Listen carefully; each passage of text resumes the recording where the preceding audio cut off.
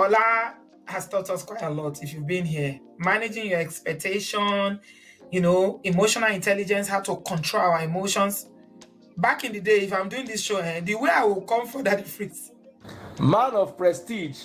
Ha! Now this guy win. Now you win. Now you win today. Now you win. I agree. Man of prestige. Now man you be. I'm sure some people will be jealous now the way I talk about Ola. But I have learned a lot from him. That's why I keep telling you to follow him.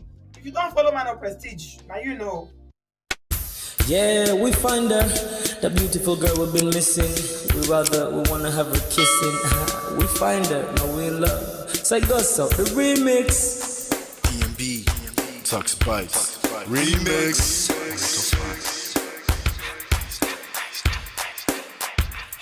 Now if I had to lose you like a bad phone connection, I'd change my game to get a better reception. Sit back, let's start this interaction. Don't fight the feelings, just a chain reaction. Your heart won't give you the wrong instructions. Like my GPS, yes I got the right direction. We gotta merge together like a road intersection. Last stop is gonna be my love and affection. I ain't like the mother dudes, they wanna call you shorty, but I'ma call you a beautiful girl. I took your picture home, my mama saw it, she's a very, very beautiful girl. I wanna put you in my video, cause you're so beautiful. You're a beautiful girl. So when you hear us in your radio, turn up your stereo. It's beautiful girl. Gotta find a shorty, what's worth of a lady. It's nice but maybe doesn't look like 40, yeah. It's taking a little time. I wasn't seeing no signs, any traces of my baby. Who's gonna be my baby? But I thought I'm gonna take my time. Within it took a long fine eye. I saw a shorty passing by. She's got this very pretty smile. It was right at the bus station. I tried to make a conversation, holding her arms, feeling so charmed. I felt the sensation. It's been a while that I've been trying to find a beautiful girl. Now I realize I found me a beautiful girl. She's a model, she's so fine. I just wanna take it by. Beautiful girl, sparkling eyes, a killing tight. I found me a beautiful girl. Body me LP, my wish came true when I saw you, girl. God must have blessed me with your beauty, girl. Looking so right from your head to your toe, shaped like a cocoa bottle with a smile of a queen. My queen to be, you my destiny. Got a body of a goddess with your beauty. I'm impressed and I'm never in distress. Come on over and be mine. Been searching for a man now. All the cats keep looking to mine. With a sexy walk and a sexy talk. She must be from a planet called the sexy world. I know I ain't tripping, better yet I'm thinking put a ring on the finger. We look good together. Take your place in my heart. With your beauty I'ma say that I'll never turn away. Who would think I'm in love? Such the way she smiles at me just really makes me weak. The way she speaks to me just really make me go so weak. Keep staring in her eyebrows. All I kept on saying is wow. Your beauty shines and breeze at night. All I really want in my life. Oh yeah. It's been a while that I've been trying to find a beautiful girl. Fine brown eyes. I found me a beautiful girl. She's my model, she's so fine. I just wanna take it. Beautiful girl, sparkling night, killing tight. I found me a beautiful girl. Yeah, beautiful girl, beautiful girl. Yeah. Beautiful girl. Damn. Money. You seen her? Hot Ice. Have you seen her? LP. Have you seen her? I'ma go over to Tux Bites. I know you've probably seen her. He has a lot of beautiful girls with him. Tux, it's DMB, baby. Look. Beautiful. I look for a while, but I can't seem to find a beautiful girl so I can make her mine. Time after time, I've been searching for a while, but every girl I meet never seems worthwhile. What can I do? I pray to God for an answer. I feel pains in my heart like cancer, and when I find her, I'm gonna romance her. Lace up with presents and gifts. Call me Santa. Claus, I make a heartbeat pause. That's my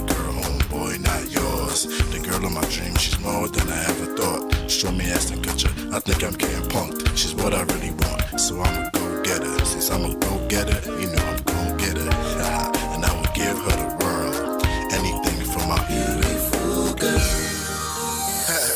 Psych. Ooh, it's been a while that I've been trying to find a beautiful girl. Fine, brown eyes. I found me a beautiful girl. She's my model, she's so fine. I just wanna take it. Beautiful girl. Spoiling night, killing time. I found a beautiful girl. It's your love that I've been missing. I miss all your hugs, your touching and kissing. Make love on the floor, the couch in the kitchen. One love enough, we're done enough.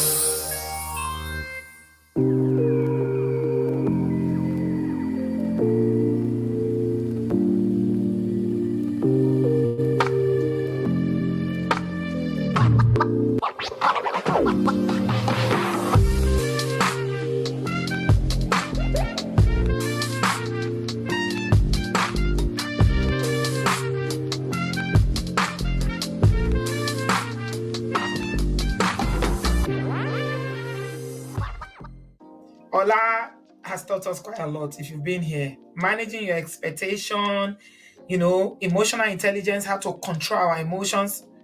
Back in the day, if I'm doing this show, the way I will come for that difference. Man of prestige. Ha! Now this guy win. Now you win. Now you win today. Now you win. I agree. Man of prestige. Now man you be. I'm sure some people will be jealous now the way I talk about Ola. But I have learned a lot from him. That's why I keep telling you to follow him. If you don't follow Man of Prestige, now you know.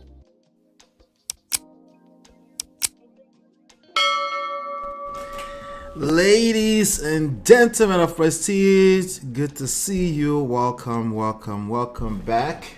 Hello. How's everybody doing? Do me a favor, as you're coming in, hit that like button. I beg. Hit that like button if you're here. Hit that like button, subscribe, share, subscribe, turn on all your notifications to make sure that you are getting notified when we do go live. My name is Ola. This is Man of Prestige. I'm coming to you live from my Empire Pro Studios. Over here, we'll talk about relationships, particularly from a self-power, social, seduction, attraction, emotional intelligence standpoint. That's what we cover here. Okay, we talk about relationships all the time. Somebody said, you never get tired of talking about relationship. Do we get tired of engaging in relationships? No. So what kind of question is that? Is that a jam question or what? Right? So no, we don't get tired of talking about relationships. We're always talking about relationships, and we need to keep talking about relationships because clearly people are suffering out there. Not only are people suffering out there, in fact, there's a serious case of misery loves company going on right now, and we will be addressing a lot of those today. All right, and hopefully that explains why we keep talking about relationships. And if you don't get it, you get it. Okay. If you don't get it, forget about it. All right. That's the new one. Welcome back. D says we'll be live. D, I don't see you yet. If you're here, hit that one. Let me see that you're here. Hey, Just Jay, what's going on? I have Solom Collier is here. Breast Cancer Foundation. Hello. And I have Sparkle Berry. Say morning, Man of Prestige. First time watching you live from Melbourne, Australia. Hey, I know you've been here, but you're saying live. Yes, that's awesome. Welcome. D, what's going on? You did here. How you doing? All right. Where's D Love? Where's Chinye? Where's Natu? Where not they? Let me know as you're coming in. So yes, we talk about those kind of things. Particularly, I want to pay attention to your power. I want to help you identify your power. All right. When it comes to relationships, there are many other platforms that will probably focus on how you've been a victim. I help you perpetuate it. Okay. I try not to do that here. I can acknowledge that we've been victims, but I also want to I basically try to look for where your power is, and then we'll talk about that. And we use trendy topics. We use topics like Yul Edochie, Judy Austin, Sarah Martin, what else? Steve Harvey, right? Look, we're going to be talking about those things today. Welcome, Jeremiah G. D. Good to see you. All right. So what else do I need to do here? Oh, if you haven't downloaded the book yet, you can go ahead and download the book, Get My Marriage Back. And we do have a new book on the way, okay? We just pushed the release date to December 30, okay? And if you're in the New Jersey area, New Jersey, New York, Connecticut, please mark down December 30, the last Saturday of this year. Mark that down, okay? We have something huge going on, so just mark it down. I'll keep it clear. If you're in the East Coast, tri-state area, mark that down. It's gonna be, I'll tell you more about that later on. But we got a lot of stuff going on behind the scenes here. This is a big platform to be, okay? We're still working, okay? So with that being said, yeah, you can go ahead and download that book for free over there at loveandprestige.com, okay? And if you're looking for more ways to contact us, just check out the scrolling information on the screen. You can support us. Shout out to our regular channel sponsors: Richie, Life with Natu, Adesua, Film Girl, Open Floor by Tima, Show Mama, Gorex Corner, D Love. I appreciate you. I appreciate anyone that ever supported us financially here as well. You keep us going. Thank you so much. All right, and like I said, please hit that like button, share, subscribe. We got a few stories to cover today. As you can see, I took some time. I relaxed. We celebrated the anniversary thing. Shout out to everybody that was here live with us on Saturday for the anniversary, 16 years anniversary. Thank you to everybody, all the well wishers. I appreciate you, all of you. Thank you. All right, so let me see here. Let's see. Okay, all right. Yep, we'll be right back. We're about to get into some of the stories now.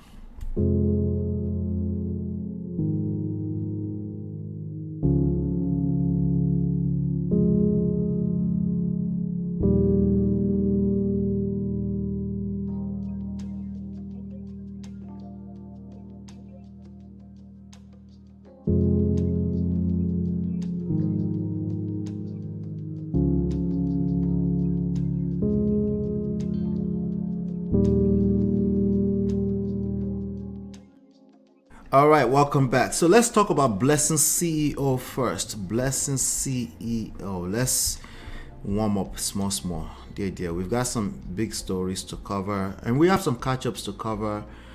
Some of these stories, they might seem stale. Don't worry about it. The reason why you're here is because you want to hear my commentary on these stories. So we're going to do exactly that, okay? So I'm going to play this short video. I think there's a short video, Let me see. Yes, there is a short video. So Blessing CEO was in the news over the past 1 or 2 days or so. Let me share my screen really quickly. There you go. Boom. Aha. There you go. Let's cover. Let's have some fun. Please participate in the chat if you're available. I'd love to hear what you have to say about this stuff. Pushback, smoke, all of that is welcome, please. That's how we learn, right? All right. So Blessing CEO was in the news. Pretty Mike and Blessing CEO was in the news. These two people are basically some of the topmost cloud chasers in Nigerian entertainment. Honestly, I don't even know what they do. I don't know what this. Well, Blessing CEO is self-proclaimed relationship expert.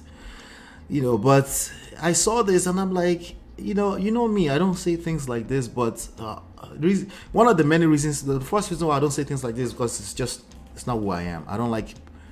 It's not me to body shame people. It's not who I am, right?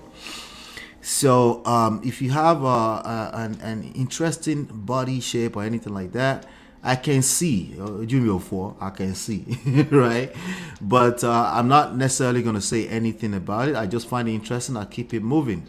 That's the number one reason. So that's not to cap at all, right? The second reason why I don't speak to that is because I don't know what people are going through. Some people already have that as part of their insecurities. And the last thing what I want to continue to be is motivational, okay?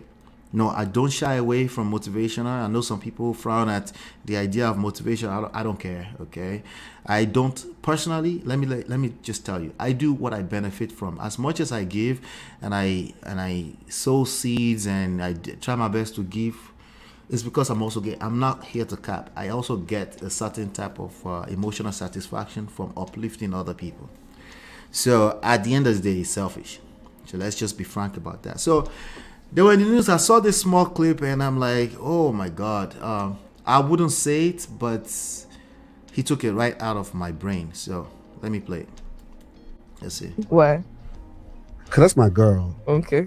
I've seen her from 0 to 100. Mm-hmm. She's my family. And she's really pretty. I feel like hers also in her Yeah, face. So which is your worst? It's my persona. The worst right now is Blessing CEO. Jesus, drink. No comments. Of course. You know why I will say Coco by Chloe? Why? Because that's my girl. Okay. I've seen her from 0 to 100. Mm-hmm. She's my family. And she's really pretty. All right, so what are they talking about? They're talking about BBLs, okay? People that have done BBL, they've done body, blah, blah, blah, enhancements here and there, you know. And majority of people that do body enhancement, majority of the ones that I've come in contact with, I can almost tell almost immediately, you know. I don't know what the numbers are, but it also seems like people that tend to do excessive body enhancements. Listen, people do body enhancements. Even men these days, they're putting wig on their head, right? And you know, who am I to judge anybody for doing that? But excessive, when people do excessive, what is excessive? That's also subjective, right? Well, I'm just going to go by my own judgment. Right? Excessive is if I can see four corner, or if it's almost going in the direction of four corner. Okay. All right, excessive. It's more important than me agreeing with what he just said, because he said the worst off of just visuals, right? He said the worst, right? Is Blessing CEO. I have to agree with that. But it's even beyond that. It almost so these are the reasons why people they're never satisfied with this body enhancement stuff, right? Again, it goes back to anything aesthetics or money driven, anything that's it's either money or they don't last. Just like a lot of things in life, right? They can only go so far. You can only go so far with them, right? In terms of as it relates to happiness, right? People want to be happy. I get it. And who am I to stop anybody from being happy? And I promise I'm not being on the fence about this. This way, Mr. Allah, your face says it all. Yeah, I was trying to be nice, you know. Because I really believe that a lot of people go through internal struggles, right? A lot of people go through internal struggles.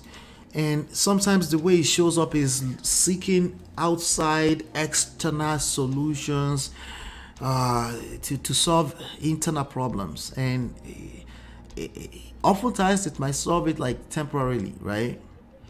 Like for example, if a man is chasing after money and he thinks it's going to be the source of his happiness or the source of all his solutions, especially relationship issues, like women don't want you just because you don't have money. Eventually, when you finish having that money, you're going to be yourself.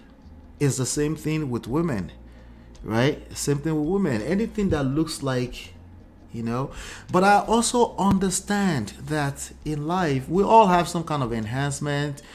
Maybe not on our body necessarily, but the idea of wanting things to be easier, simpler, faster is technology, all of this stuff, right?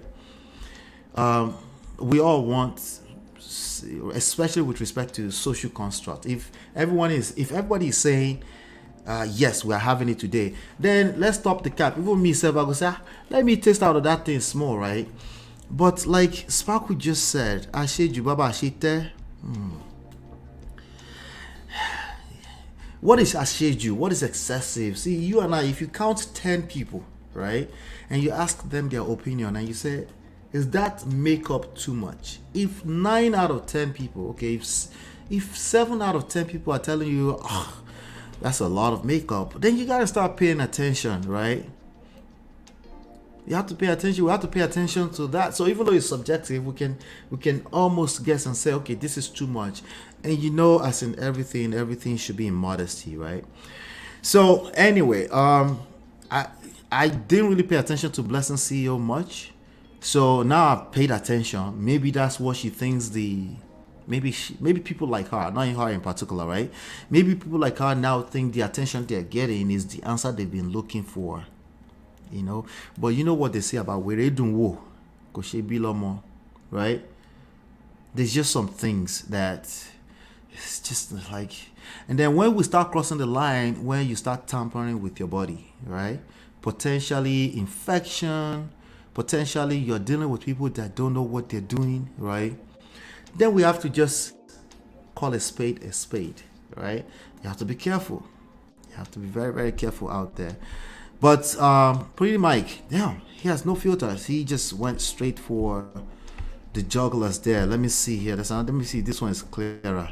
BBL, and what's your worst BBL? You have to give us names. Of course. You know what? He said, what's the worst BBL? I said, what? You have to give us names. Let's see. I will say Coco by Chloe. Why? I don't know who Coco by Chloe is, but yeah. Because that's my girl. Okay. I've seen her from 0 to 100. Mm-hmm. She's my family. And she's really pretty. I feel like hers is also in her face. It's so which is your worst? It's La Persona. The worst right now is Blessing CEO.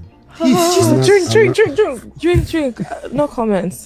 What's your favorite BBL and what's your worst BBL? You have to give us names. Of course. That girl said no comments. She said no comments. Really. Let's see. Mr. Ola, would you personally be averse to the idea of your wife having any form of surgical enhancement?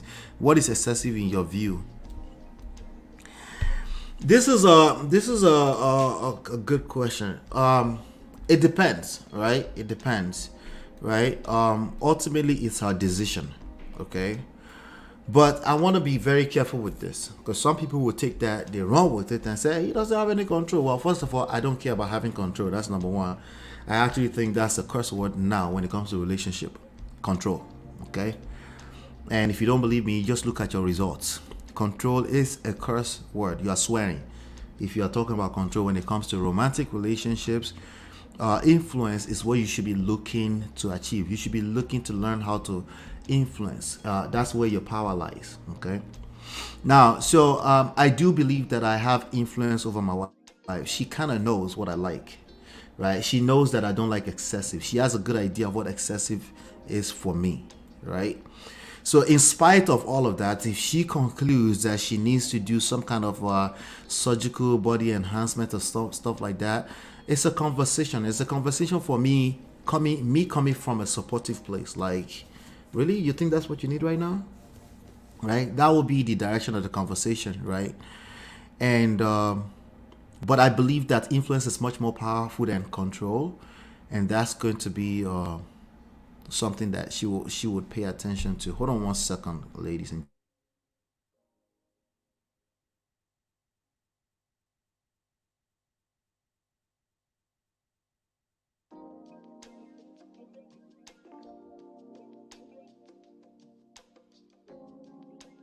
so yeah, it will have to be a conversation. You know, there's no one moment that ever determine. There's no one moment or one event that determine everything when it comes to our relationship. She didn't just wake up one day and start thinking surgical. She might have been into it.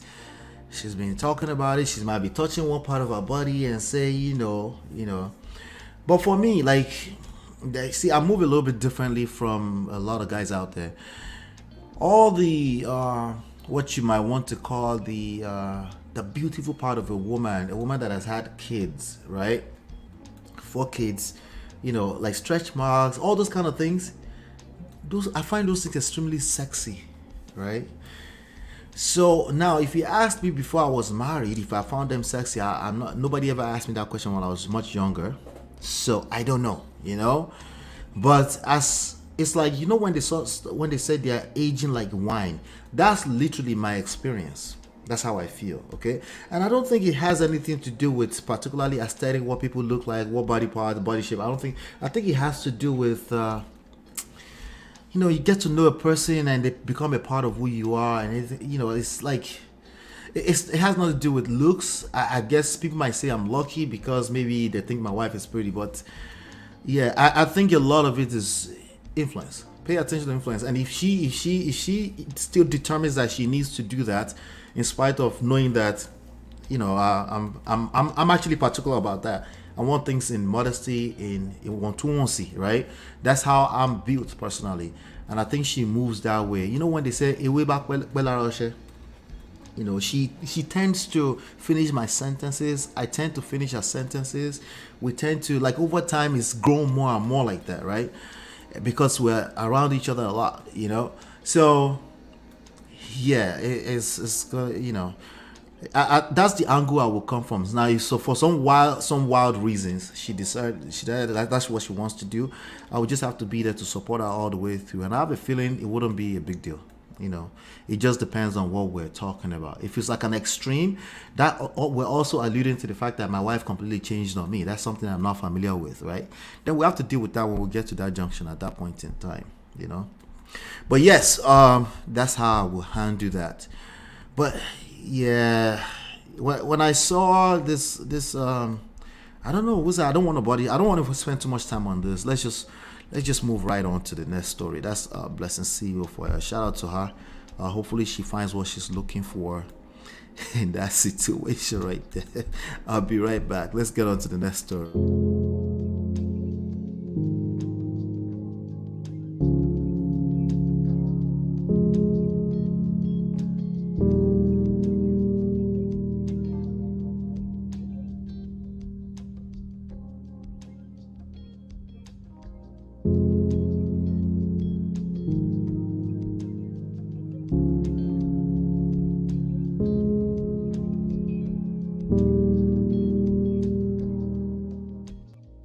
All right, so let's talk about this Steve Harvey stuff, right? The Steve Harvey story. I don't know if you guys saw that news everywhere. Everybody kept talking about Steve Harvey filing for divorce, blah blah blah. Okay, the first time I saw it was about 3 days ago. They literally started a room on Clubhouse. She filed for 200. She filed and she's asking for $200 million settlement. Number one, she cheated. Allegedly, that's what they said. They said she cheated, and they said she's asking for. She cheated on him with the bodyguard, right? And now there is a story. I think in Steve Harvey's book, he said it himself that he met his wife, Marjorie Harvey. Who is Steve Harvey, by the way? Steve Harvey is American comedian, TV host, radio host. Everything hosts like multiple different TV shows at any point in time. Apparently he's worth about $400 million now, but he's been married about 3 times. He wrote a book called Think Like a Man, Act Like a Lady. Yeah, something like that. That a lot of men that have never read that book actually don't appreciate the book. It's the weirdest thing ever. Gentlemen, come on, you have to do better. You never read a book, but you just have extremely strong opinions about the book. That's weird. Who is going to tell us that is weird? Who is going to eventually get to that part of the conversation that's just weird, to cast unnecessary judgments without paying a little bit closer attention to what's going on, regardless of what it looks like on the outside? I know what it looks like on the outside to date a lady that used to be with that used to be a kingpin herself. Apparently, used to be a kingpin, allegedly. Used to be a drug kingpin. She was with a dude that was in jail for a long amount of years. Right? I know what it looks like on the outside. Like, one day she's going to take all the money and just run away. Right? But to just make absolutes, or to be actively looking for the downfall of that family, that's weird. That's very, very, very weird. Anyway, so over this past weekend here and there, they started dragging Steve Harvey, and you could just hear the desire that this news is true. They said she cheated on him with the bodyguard. He had said it before that he met the lady through bodyguard, but they've been married now for, let me see, 12 years, something like that. that they've been married. Steve Harvey is 66 years old now. Has been married to Marjorie since 2007. Not 12 years, 16 years. Okay, same amount of time I've been married. 16 years they've been married, right? But we have a lot of people fantasizing, not just men, by the way, only, not just men. We have a lot of men and women fantasizing about the breakdown of this marriage. This is weird. Very, very, very, very weird, right? They have whatever they call their reasons for thinking, or because he wrote that book. The book, apparently in the book, have I ever read that book? I don't think so. But I know there's a part of the book that's a popular part of the book where he suggested that women should wait 3 months before they sleep with a man. The 3 months is just a placeholder, okay? It doesn't sound like it's a rigid thing. It's just the idea is to get to know a person before you start participating in sex with them. Why would that be anything strange to? Why would that be a strange thing to anybody? Now, the idea of thinking like a man, I think that has created problem for people that might actually take that literally, right? Because I want you to think like a woman. I want you to be aware that a man is different from a woman, but thinking like a man, that's going to put you in a position that you're always going to be looking over your shoulder, trying to protect yourself, and you cannot be vulnerable in that space, But anyway, he's been married for he's been married 3 times, he's divorced 2 times or so. So they try to use that to shame him and stuff like that. And I get that, we can't take advice from people that have been divorced before. He's been married consistently for 16 years. Consistently for 16 years. Pay attention to that, right? He's figured something out. Does that mean they're going to be together forever? It doesn't matter. It doesn't matter. Oh, by the way, it is possible that news would have been true. It still doesn't justify the active fantasizing about people's marriage breaking down. That is weird. Somebody came onto my Instagram page. Make sure you're following me on Instagram. I beg una. Go follow me on Instagram. It's called Man of Prestige __. Okay. By the time you finish typing the first underscore, it should come up on Instagram. Okay. And the person was like, no, it's because they flaunt it like they are perfect. Correct me if I'm wrong. People do their life, right? They put pictures on the internet. They take pictures, sweetie, selfie, right? But I'm not sure if anybody has ever really outrightly said, we want to look perfect. Has anybody ever done that?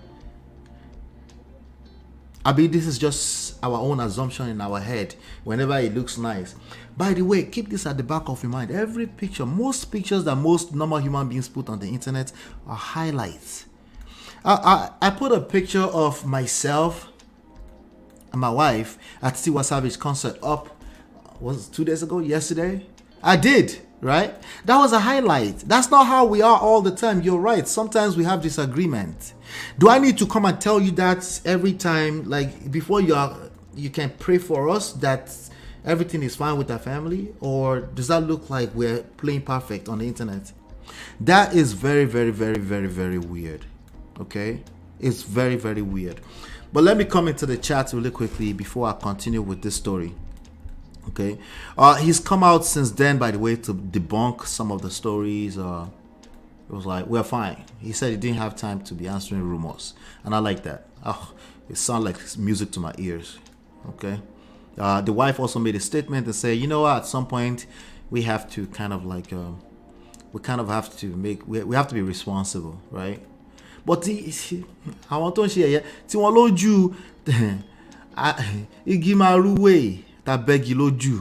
don't know how to say that in English. If you can help, please, we're observing these people. Either they're going through it or it was all just a rumor.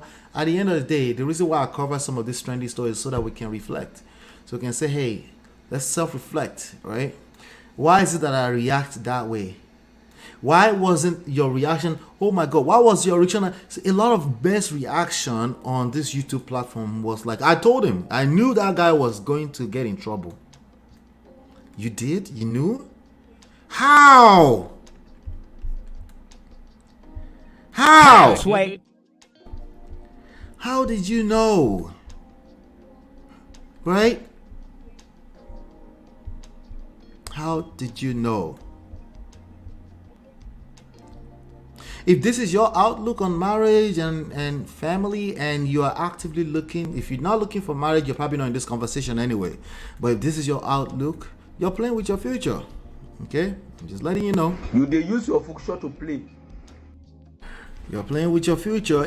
Because again, it's your outlook, it's yours, it's your shadow. It will follow you everywhere. The way you interpret these issues will follow you everywhere you go. Okay?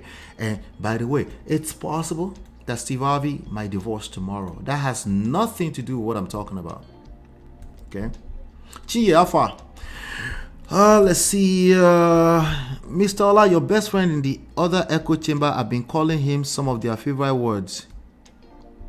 Elkane is a weirdo. If you're talking about Elkane, it's a weirdo. They wanted the news to be true so bad. Jesus Christ. Steve loves that woman. Not only did Steve loves that woman, you know, everything in life is about patterns. You have to pay attention to the fact that there are patterns in these things, right? If somebody has been with somebody for 16 years, the longer they have been with them, the lower the chances that they will divorce. Have you ever heard that before? Does that not make sense? Just typical sense, right? And if they end up being the exception and they end up divorced, people do divorce at 16, 25, 35 years. People don't see it coming. Usually there's been issues, right? But if you look at the way these people move in public, right, it's the same way they're fantasizing that Will Smith and the wife will break up one day. I know what Will Smith and the wife looks like on the surface. That will never be you. I get it. But have you calmed down for a second and say, you know what? What is going on in people's household?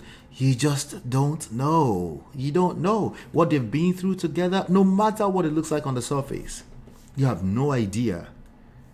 And the longer they've been together, the lower the chances that they will ever break up. It's all chances. Yes, they can still break up. Are you happy? But it's still weird to just run around the internet and celebrate it before even ordinary TMZ. You can't wait for TMZ to confirm the news at least. TMZ, media takeout. I know they're all rumors too. Wait for something like that. They couldn't wait. That's weird. I still think it's weird. 40 watching, 28 likes. Can we keep the likes coming? Thank you so much, D. I appreciate you. Please, we're missing 20 likes right now. I appreciate that. Thank you. Ola, bad news travel fast. Unfortunately, a lot of people are too lazy to verify a story. That's true, Sparkle. I'm very, very aware of that. You know, very, very aware of that. But thank you for putting some light on that. It's very, very true. You know, negative. Somebody said the other day, bullshit sells. I was like, yeah, we know that. That doesn't mean you should lose your sense of purpose as an individual. That doesn't mean you should completely disconnect, like bullshit sells, so I should just go and be throwing anything out there. We know that. Okay? We know this. That's why we are actually covering trendy topics and connecting it to lessons. We know that. Brother Kenneth, we have a few days with this rumor. I bet he did. I haven't seen him though. Or anyway. I don't think he flaunts it like he's perfect. He has a good time with her. Yeah, if I'm having a good time with my partner, does that look like I'm flaunting perfection?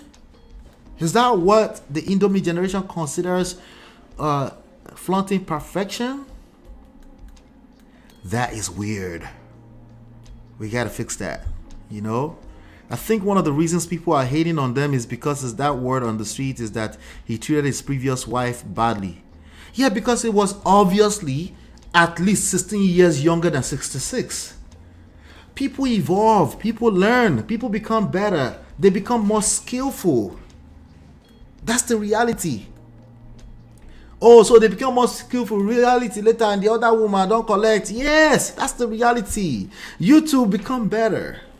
So that you can, you know, you're still here. You can still make the most out of what you have left. Which is a lot. Your whole life is ahead of you. The rest is just the past. But what is most people doing? They're taking their pain. They're projecting. Misery loves company. That's true for all of us. I'm just letting you know. You need to be aware of that and you need to mitigate. You need to be aware of that and push against yourself. Okay? Nobody wants to be in a funky place. You don't want to be in a funky place, regardless if you've been in there before or not. So it's still weird that increasing number of people, social media does that, magnifies it, I get it. But for you as an individual, I want you to consider starting today, it is weird to go out there and start running around the internet and celebrating it. Okay? I wonder the insider that sold the story to the tabloids. Yeah, insider call. Yeah, it didn't look real to me, but I could have been wrong. Anyone can file for divorce. Don't get that twisted. That doesn't change what we're talking about right now. Okay? Anyone can file for divorce. Don't be all shocked. Anybody is guaranteeing nothing or anything like that. You know, nobody's guaranteeing nothing. But there's some things you just see. You just know that it's highly unlikely. Like, if you live in America, it's highly likely that you will wake up tomorrow morning. Right? That something will just happen. They won't be able to figure it out. Right? It's highly unlikely that this light will blink. There's some things you just know off of track records. The longer it is, the higher the chances to tune change. In that respect. But no, a bunch of simps on the internet are literally waiting for, quote unquote, the simp to fall. Weirdos. Simps. Weirdos. Thank you, Jerry Chinye. I meant the red pole. I know what you're talking about, D. I got you. If something happens, Steve will be deeply hurt. He'll be hurt, of course. Someone that I know posted it, and one of my friends asked him if he verified the story. Nah, I'm not even expecting to verify the story. I just found it fascinating, the rejoicing. That's what I found fascinating. I'm like the fact that it spread, I'm not, that's normal. Internet, negative news spread. When I see certain individuals, like they literally told some people, did you verify the story? It's like, it doesn't matter. Can we still discuss the topic? I was like, yeah, but the topic doesn't exist. Which one do you want to discuss? The fact that people can divorce, because that's possible. Right?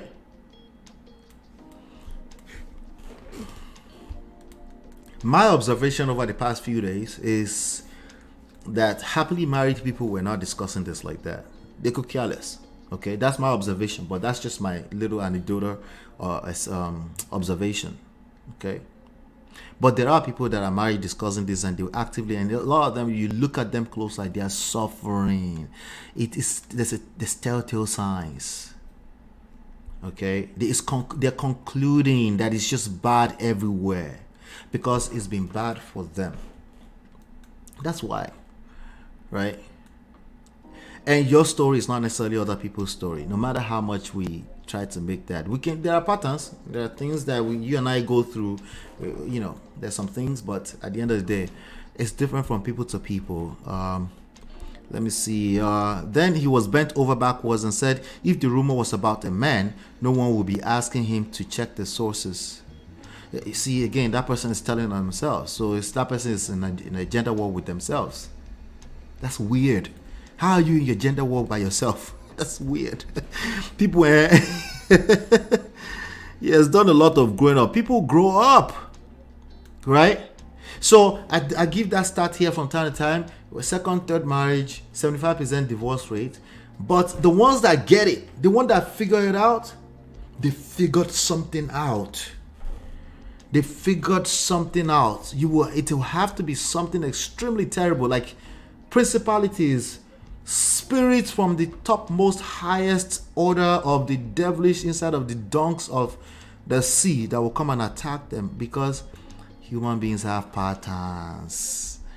If we get to know each other and we know each other, we wake up, we are happy every day. Eventually it becomes second nature. You don't have to struggle with up and down, in love, out of love. You don't have to struggle with that anymore at some point. It just is.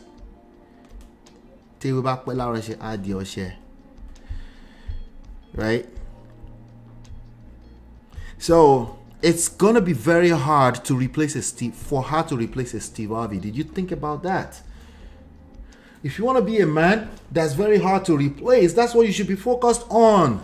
Not fantasizing that this marriage is broken up. That's weird. Did I say weird already? Anyway, if you don't get it at this point, You get it? Okay. If you don't get it, forget about it. All right. let's move on. Let's move on. We will cover more of it if we get a chance to come back to it. Yeah, instantly it looked very, very fake to me. Instantly before, but they already debunked the story is fake and stupid, you know. But I had to talk about this. I'll be right back.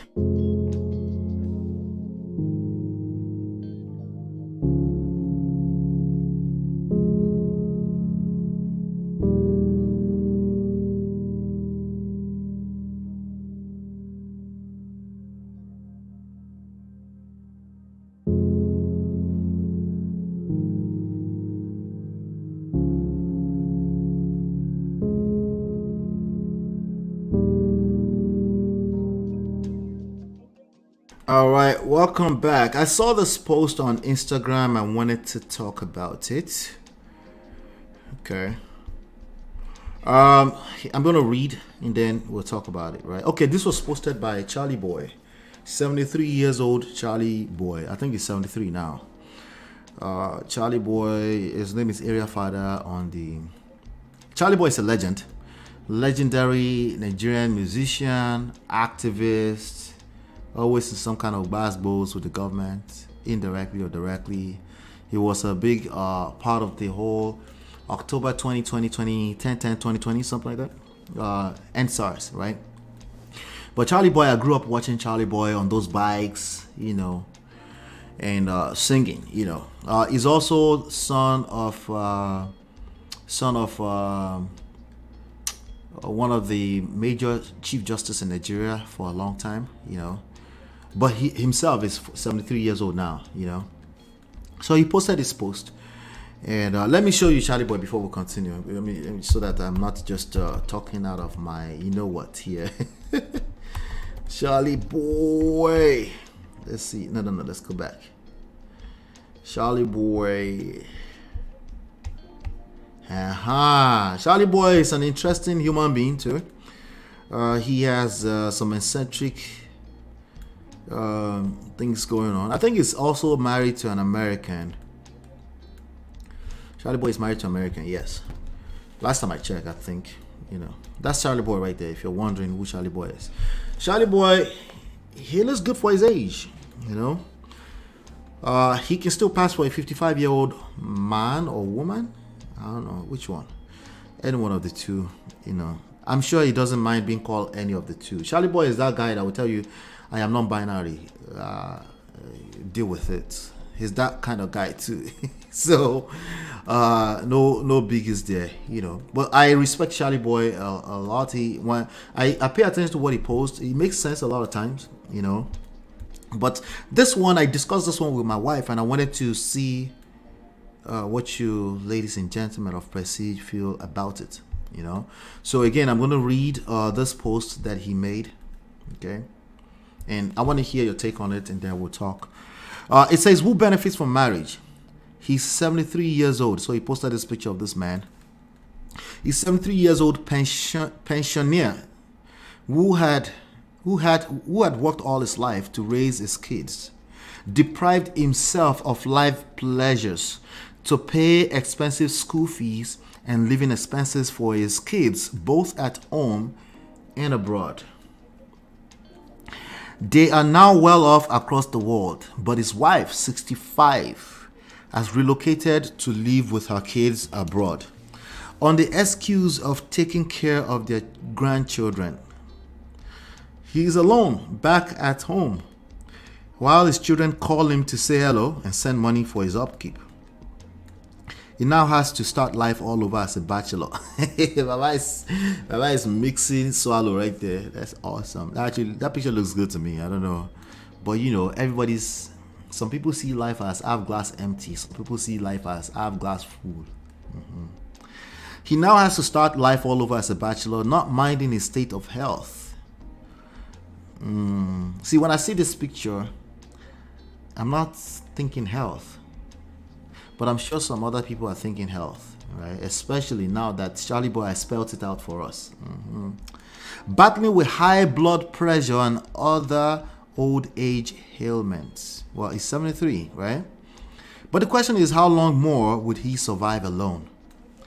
But this is the reality for most working class monogamous men. Did you get the point? Are you getting the point already? Did you get it? You get it? If you don't get it, forget about it. No, let's continue. Right. Their old age is usually lonely and in many cases sad. Sad. Try as you may, women love their kids more than their husbands. Akimi's story don't they come up? No matter how good the man is, the older he gets, the less use they have for him. Right? She's 65, he's 73. They are less than 10 years age gap. That's not a big deal, by the way.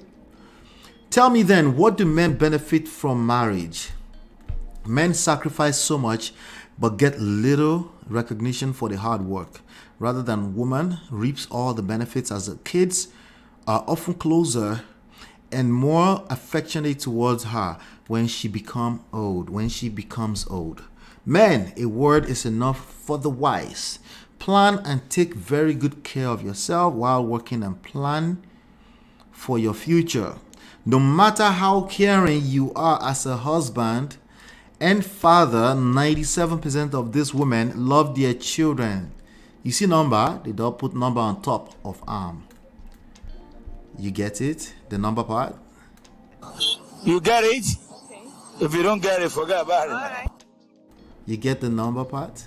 You get it? If you get it, put the word in the chat.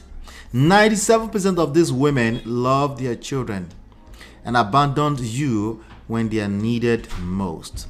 Thoughts. Let me get some of your thoughts. I'm coming to the chat right now. I want to hear your thoughts on this. That's the end of the story right there.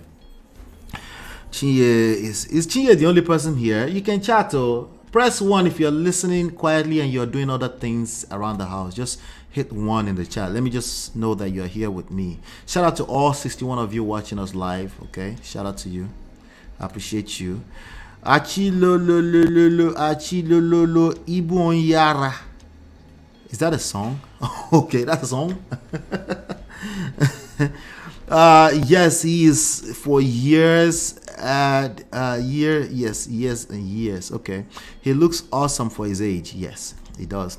Charlie Boss said, "Is prick know the rice again?" Yeah, we covered that a while back. He said, which is reality, right? He probably has to take a little bit of help, enhancement here and there to help him get going, right? 8 years is a good age gap for a married couple. There's nothing wrong with that. Absolutely not. That's perfectly fine right there. Anything 10 years and under is fine with me, you know. Even a little bit above 10 is okay. It just depends on what part of life, what phase of life they're in too, right? Shout out to Donna Lee. Shout out to Simi Sola, Kathy Williams, Gorex. All of them did it, eh? Now, wow. But I appreciate all of them. Thank you so much. Heroin Lekunrere, that's deep. That's a tough topic. Yes, what do you think? I like the message of men should take care of themselves. As a matter of fact, the next story I'm going to cover here speaks a lot to that. All right. Shout out to Fumi. I see you all. All right. I like that. But there was some things that he was saying in there that I think he was trying to tap into a certain type of audience. Okay? And I don't think they really care about taking care of themselves. I think this type of man, gentlemen, if you're listening to me, listen carefully. Okay? Listen carefully. Listen with the head, not your emotions. Okay? There is the part where you have to take care of yourself. You should take care of yourself. But what does that look like in real life? Okay? There's a part where you have to take care of particularly your mental health. You, yes, I say to you all the time, you too, you deserve soft life. You too, as a man, you deserve soft life. You need to take it easy on yourself. The weight you're trying to carry, you cannot carry it not in that way. You're trying to use control. It's easier, it's a lot more easier, sweeter, better when you use influence, when you use seduction, when you leverage attraction and the way it works. It's a lot more easier that way. Okay? It's a lot more easier that way. Anything else, controlling tactics, manipulative tactics, you can't carry that weight. You're gonna hurt yourself. You don't need to do that. Okay? Not only does it not work long term, especially as we progress into the future of humanity, you're going to hurt yourself in that process. Because it won't work and you will keep pulling and pulling and pulling. And then the worst part is that you will tell yourself a lie. That's, you just do the right thing. No, you're talking about your weird ass idea of the right thing. Okay? Just like you have your rights to think something is right, other people have their rights. Well, you're right. So it's much, much more deeper, right? Than men should. I personally think men should continue to focus on their mental health and stop trying to carry a weight that they can't carry, right? If a person says they no longer want to be a part of your life, you need to let go. That's not necessarily equal to they will be gone, but you need to first of all let go. If you're not okay, those other people, wife, children, they're not going to be all right if you're not okay. You need to first of all be okay first. So I want to say that first before I go back into that and start analyzing that line for line, because again, Charlie Boy was saying something else other than mental health for men. And I want to make sure I touch on that. Just like many of these men that are talking out here these days. They are saying something else. They will wrap it up in some kind of weird ass quote unquote truth. That's why I call them the truth tellers. And irony, it's a lie. It's all a lie. Okay? Abba, the lie. Sabi lie. Why the fuck you lying? It's mostly lies. And we're going to uncover that truth, okay? But let me come to the chat really quickly before I continue with that. Let's see. I love how my parents do it. They love to be together for the most part if situation permits. We're going to talk about that too. Is he talking about the man or polygamy in disguise? GONZ, you get it. You get what I'm... Yeah, it looks like some people get it. That's what we're about to unpack right now. You get it? Okay. If you don't get it, forget about it. All right. I was trying to tap into polygamy, which can also be his wala too. He's talking about the ones fantasizing about polygamy. Yeah, he was trying to tap into polygamy, yes. What him and his wife can do is for him to spend some time with his wife at his children's place in US and come home from time to time. That would be ideal, right? But I also have my own parents to look at this situation, and I'm going to talk about that as well. Like both of my parents stay with me, and my mom went to go assist my sister who is doing her residency in Chicago, and my dad went there to spend some time. He just came back home. You see how he painted that picture, but he didn't give this. See, this is a scenario he just gave, and this scenario sounds like a little bit of travel. They're having fun. They're older anyway, so which is a good thing. A lot of their joy is coming from watching their children. Also, part of the source of their joy is that somebody just had a baby, and they're also busy. They're doing residency, all these good things that's going on in life, right? But you can see that negativity, like somebody said earlier, travels faster through our brains, not just on social media. It travels through our brain faster. It piques our interest more so than, half glass full type of scenarios, right? And we need to pay attention to that. Are there worst case scenario like that man? Yes. Like the story he told? Yes. Yes, there are. And I will talk to that as well. Actually, I don't need to talk to that. He already preached. He said, man, take care of yourself. I'm just not sure if that's the rest of the story. Usually, if the story is exactly the way he painted it, there's more to that story. There is more to that story. There's accountability lacking in that story somewhere that they usually leave out. It's just the whole world is the enemy. And you're left alone at 73. And yes, that's usually what's going on there. But there are situations like that. Let's see. Adjunct professor just resumed. Oh, sorry, I missed that part in your story. Let's see. It appears he's spreading a message here. Yes, there's a message he's making known, and we're going to talk about that message today. We got some time here. But some of these men, those have a good or cordial relationship with their wife when they were strong and bubbling. Some of these men don't. Did you mean don't? Don't have a good or cordial relation with their wife when they were strong and bubbling. So their wives resorted to stay over for omugbo. What's omugbo? Help me, Gorex. Help me. Help your brother. I beg. There will be a time when we would all reverse to being our selfish self in the near future, and all what we think are important become less important. That's life. So now I want to go back to this story actually, and then I want to dissect it line by line, because I think it's important for both men and women to soak some lessons here. Again, he's 73 years old pensioner who had worked all his life to raise his kids, right? That's a good thing.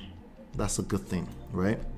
Deprived himself of life pleasures to pay expensive school fees and living expenses for his kids, both at home and abroad. Deprived himself? What does that mean? You see, I'm a man here right now, right? I pay bills. I take care of my household, right? If I didn't have children and a wife, that money will be going in my pockets, and I can just go to strip clubs, go to Miami, live lifestyle, maybe finance a nice little Lamborghini just to show off, because, right? That's my purpose, just showing off on Instagram, right? I could do that, right? Or I could say, you know what? I am Ola. I like family. That's just what I love. It's like my Lamborghini. Oh yes, my goes into it. It just so happened that these are my children, my legacy too, right? It just so happened it is, right? Which is a blessing. In fact, I consider it a blessing, right? Or I could stay right there and cap. Okay? I can just stay right in the middle of that conversation and start capping. Stop the cap. Like I didn't subscribe to the family life. And then because I've gone through a little bit of argument, or I'm in a funky place where I'm just having a hard time with accountability, and then I will use languages like deprived myself. See, it's the same issue. It's just the choice of language that we decide to use. So when you say deprive himself, I don't see somebody who had worked all his life, which work is a beautiful blessing. Work is a fucking blessing, okay? He worked all his life. He raised kids, another form of blessing. I'm not sure how we landed. There's missing story between that and deprived himself. I'm not saying it's a lie, okay? I'm not saying that Uncle Charlie or whoever he got this story from, okay? You doing what? No, I'm not whining, I promise. Okay, I'm not saying it's lying. Okay, I think it's right. Oh, you're right. But there's the disconnect. Hit that like button, I beg. Hit that like button. If you're, we're missing about a few likes. Hit that like button. There's a disconnect between this part, right, where it says, "Who is a 73-year-old pensioner who is mixing swallow." That swallow looks like I want to share with Baba, to be honest with you. Okay, I'm like, Daddy, Shimbo the Jembe, Daddy, can I have some? Right? I bet it's a very nice what do you call it, egusi or something on the side, ready? That looks like pando or something, right? I want to be a part of that, right? There's a disconnect between that reality I just painted and deprived himself of life pleasures. There's a disconnect, but let's continue. Maybe we'll get the connect. Deprived himself of life pleasures to pay expensive school fees. Oh, that sounds like a choice. For a lot of people, it's a choice. Okay, Yeah, but schools in Nigeria, you have to send it to private school. If not, they will. But again, a choice. Okay, a choice. If you can't afford it, you can put them in public schools. You can also do some homeschooling. You can, and yes, easier said than done. Okay, but the point I'm trying to drive home there is that it's a choice when you pay for expensive school fees. Okay, there are people that can't even afford school at all. They'll just say, okay, can't afford school. The child will stay at home until further notice.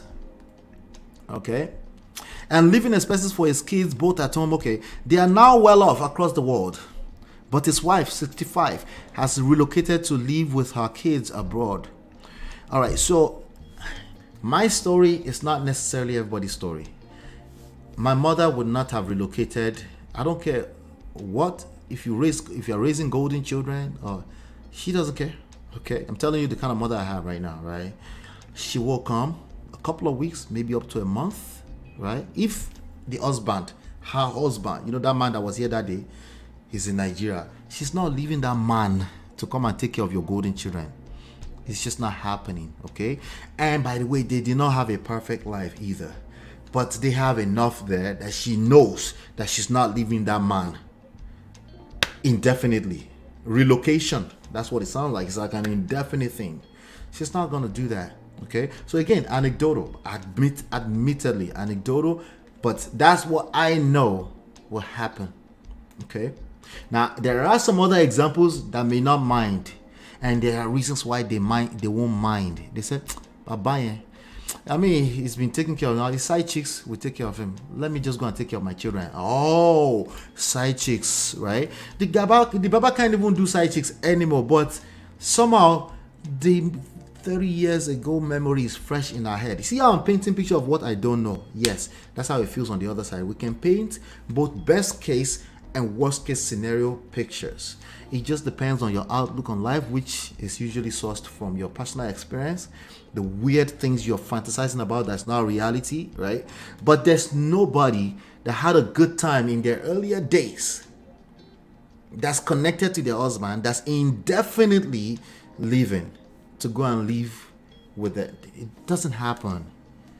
It doesn't happen. Now, when I was growing up, I'll tell you what, when I was growing up, my grandmother might do that. But my grandmother is also one of many wives. Pay attention to that. So Baba didn't even mind. Right? My grandmother was not the youngest wife either. So it's like, oh, well, yeah, take care, I'm all right. Okay, see ya later. Bye. I'll see you later. When are you coming back? He's still monitoring his wife. He still cares, but he's going to go monitor to take care of his grandchildren. He doesn't mind. He's not thinking that deprived.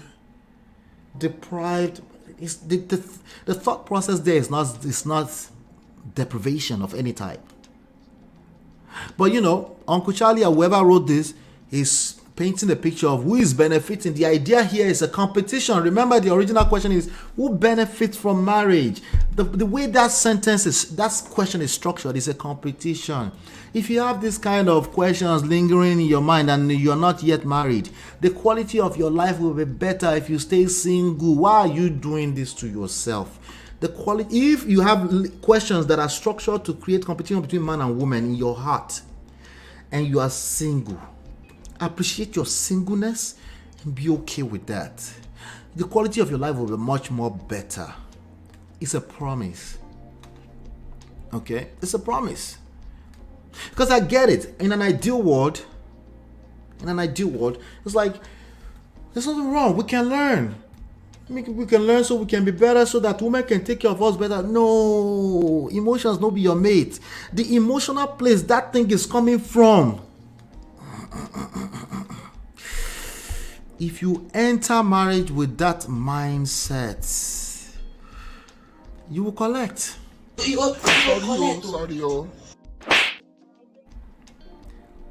It's a mindset thing. You're right about the question. It shouldn't be that, the question is a harmless question after all. What's the big deal, right?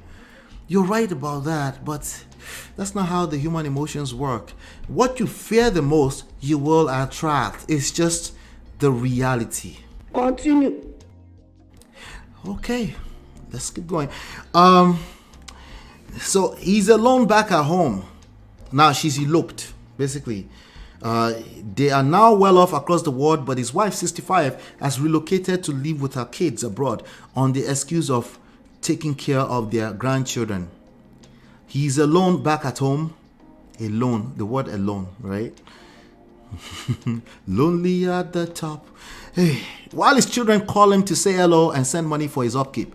Okay, so they're sending money for his upkeep, which is a good thing. Okay, the deprivation thing, I'm not saying it's a lie. It's not a good thing. We both agree that's not a good thing. But we want to know, where's the disconnect? What happened? Where's the rest of the story? That he would be, because he's the one feeling deprived. That he deprived himself of life pleasures. I want to know why he started feeling that way. Because most people that are in a good situation, they took care of their children. They were proud of taking care of their children. In fact, that's part of their sense of pride. That's a good thing, right? They don't think of it as deprived myself to take care of these children. Once you start thinking that way, it's an authentic feeling. But we want to know where that feeling is coming from. Where's the rest of the story? Right? He now has to start life all over as a bachelor. He's not a bachelor, he's a retiree, a pensioner with children that he's extremely proud of, except the deprivation part, the feeling that he deprived himself, right? Right? Not minding his state of health. They didn't mind his state of health. These are the quote-unquote indirect accusations against the kids and the mother, right? These people could be guilty as charged. I just want to know where are the rest of the story. That's all I'm saying. Like, what happened? You can even say something as simple as they're just evil. I would take it in. Okay? I would take that in. But the rest of this here is excuses at this point. You can either say they're just evil like that. The children, including all the men in the children, and the mother, they're just evil. If you say that they're evil, oh God. Well, there's only one thing you do with evil people. You stay away from them. You're happy that they are away from you, right?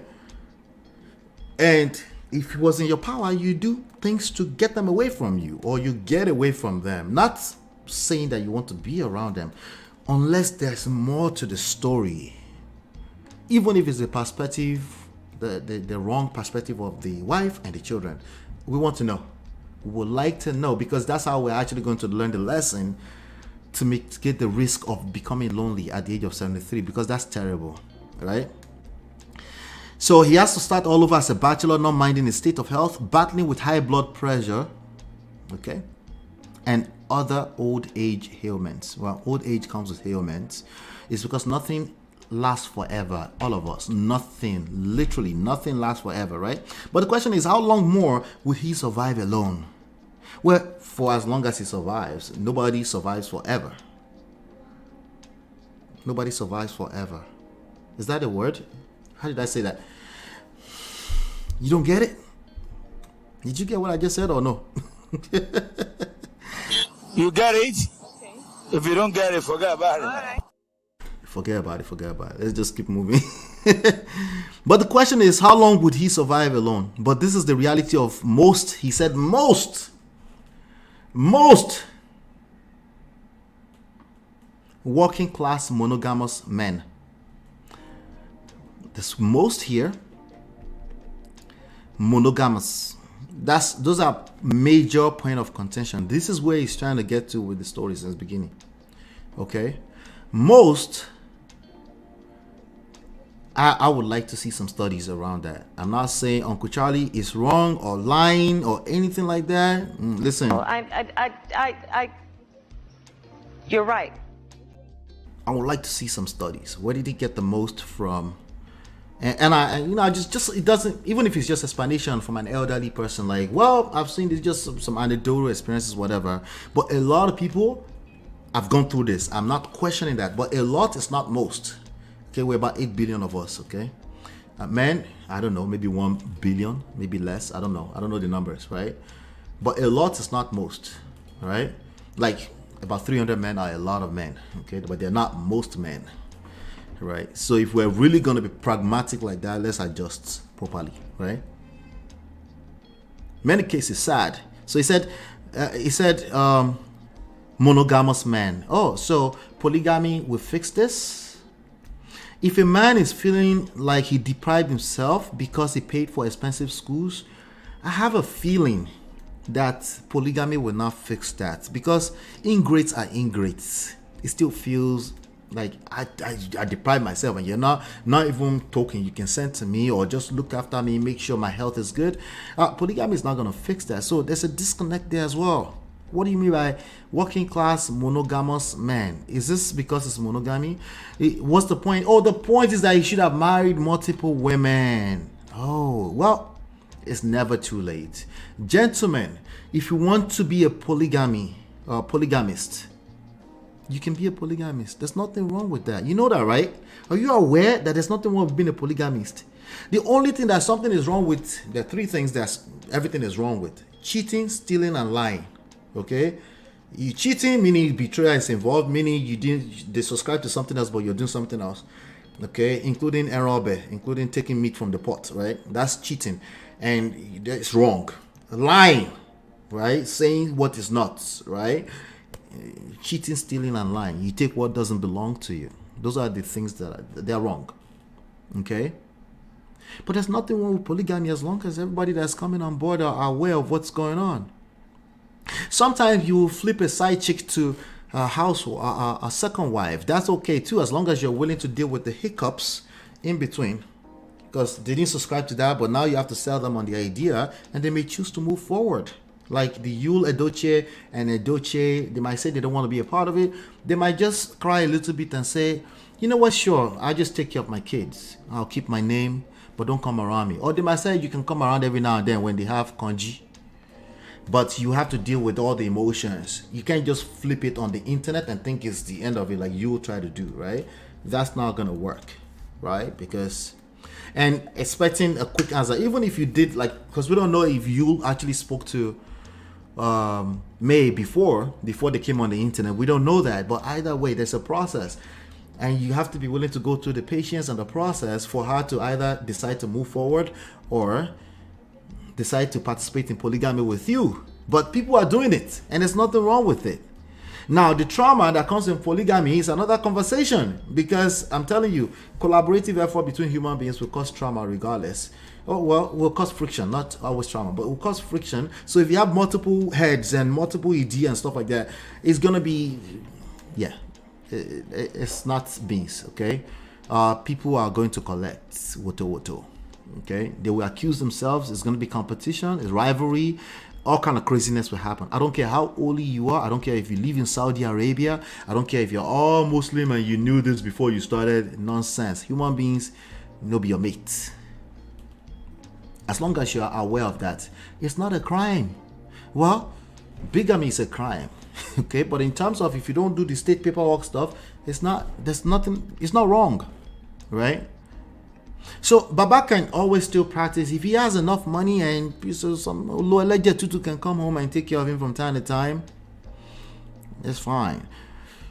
But I have a feeling that's not the issue here. You see how para just they explain back and forth, just explain, tire, no evidence. Did you see what I? Oh Lord. We go explain because no evidence. No evidence. Because that's not the issue. The issue is this part of the story that we're not privy to. That's the issue. That's my strong feeling about this. That part of the story that has to do with accountability. Yeah, that part. Yeah. Anyway, their old age is usually lonely and in many cases sad. Sad? How did we get here? Try as you may, women love their kids more than their husbands. It's not a competition between your children and your wife. Those are two different lanes, parallel. If you mix it together, now you just mix them together. It's just you explaining, mansplaining, shalaye. We go explain because no evidence. There's no link, especially if we're talking about your children. Okay, there's no link. I know we try on this social media speak to link it together. Women love their children, mother, bro. If she did, there's something else there. There's a story there that you need to tell us, because you knew that this woman was going to have your children. And of course, there's going to be some situations. It might be postpartum, all kind of stuff, right? is it not pardon? What's the word, right? There's a lot of issues that people go through when they're having children. Raising little children will come with a cost. That's just life, gentlemen. You didn't know that? Anything that's worthwhile in life will come at a cost. Like, you have the choice. Don't have children, right? But some of us did, and we're happy we did. We're grateful we did. In fact, much earlier, we're grateful we did that. Some of us, maybe not all of us, right? But this, at best, this story is generalization and oversimplification, okay? Women love their kids more than their husbands, no matter how good the man is. That's cap.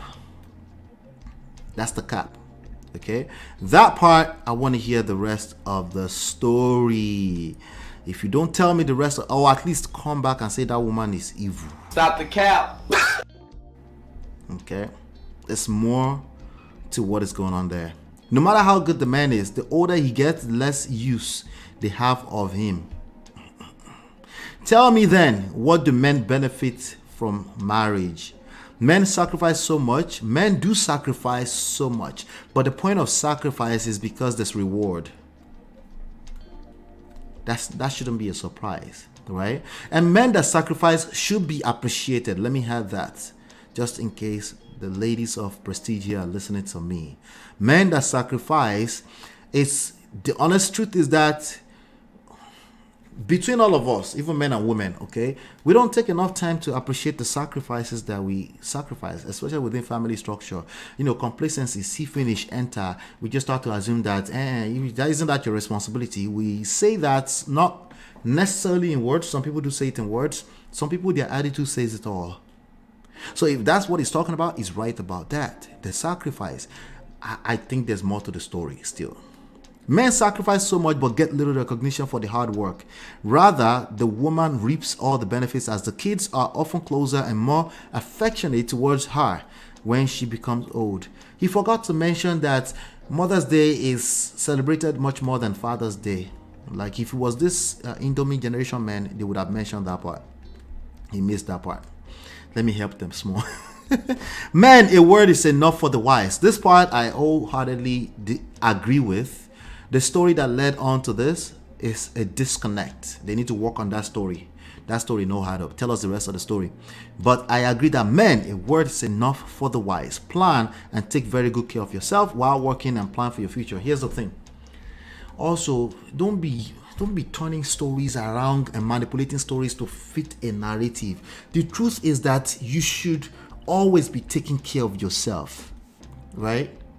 When you buy stuff for the kids, buy stuff for the madam, take care of yourself too. Don't wait until you collect, which is not 73, by the way. Usually we're talking about between 45 and 60. Divorce. And then you're now mentioning all this, you're now wrapping all kind of story into nonsense, and you're not telling stories that are not complete. No accountability whatsoever, and you're trying to hold other people accountable. Some of us will call you out on the BS, so I'm just letting you know. So I agree, a word is enough for the wise. You need to take care of yourself starting now. Don't wait until tomorrow so that you don't come and be telling incomplete stories. No matter how caring you are as a husband and father, 97%, another terrible failed attempt to oversimplify and generalize. 97% of these women love their children and abandoned you when they are needed most. A man who has taken care of his kids, who is proud of his children and family, and is intact, he didn't do anything, usually would not tell this kind of made-up story. This is a made-up, crazy-ass story with no completion to it. And it's terrible. An Indomie generation, or I don't know where you got it from, he's probably empathizing with men. We need to work on the stories. The stories need to be complete. It needs to have accountability in it, whatever it is that we're doing. And it needs to show that men are still in a place where they understand that they need to take full responsibility for the outcome, even when it is truly sad. Okay? If you're still here, the rest of your life is ahead of you. If you're not able to hold yourself accountable and responsible, it's still going to get worse. You haven't seen the worst yet. I promise you. I guarantee it. You haven't seen the worst yet. Let me just read one comment here. I'm guessing this is the most popular comment. Somebody said, I disagree with this point of view, Uncle Charlie. While a lot of men invest in their children, a lot of them also neglect and abuse the physical, emotional, financial, sexual needs of their wives. Why is your wife running away from you at 65 and you're 73? She should still be wanting a little of some here and there, even if it's just rub on the head small. We're not going to talk about that part, right? She's running. There's got to be a reason. Right? She's evil. Okay, if you say so. To them, caring for the children is enough. And because they do that, there is mostly a bad attitude meted out to the woman who birthed those kids. Maybe it is them feeling angry for the woman being the line where parental responsibilities were acquired by them and just the sheer exhaustion of responsibilities. The woman endures for the sake of their children. Those kids grow up with a pitiful disposition and vow to make their mother enjoy because they could see what she went through. Listen, this person is generalizing too, but what do you want me to say to this person when, if you are on the extreme other side, worst case scenario, they will flip to the other extreme. That's the way it works, because there's no true conversation except who benefits more from marriage. It was competition from the beginning of the conversation. That's why una dey struggle. It's competition when you're supposed to be on the same team, right? The woman endures for the sake of their children. Those kids grow up with a pitiful disposition and vow to make their mother enjoy because they could see what she went through. In some cases, the woman is actually under G, the breadwinner. That part, right? And the kids also go out of their way to make sure she's extra cared for at old age. There is no man who was fair and sensitive to his woman's needs who is abandoned by her in old age. There are a lot of couples like this. If this ever happens, be kind enough to do an audit of how, audit is a good word, I like the word audit, of how you treated your wife in your youth. Women can be enduring and forgiving, but not necessarily forgetful. Dear men, be kind. But nice words there, you know. I would say that person generalized too. I would say, but the person did say do an audit. And that's enough. That's more than enough for me. The fact that somebody is enlightened enough to say, you know what, ask for more. Where's the rest of the story? The fact that a person is wise enough to say that, that's all that's really needed for the most part. Are there men that might have suffered like this? That's the part I disagree with that person's comment. There are, but they're still minority. Because it would be a war zone out here if it was majority. It's just not realistic to call it 97% most. No, stop the cap. Jesus Christ. Stop the cap.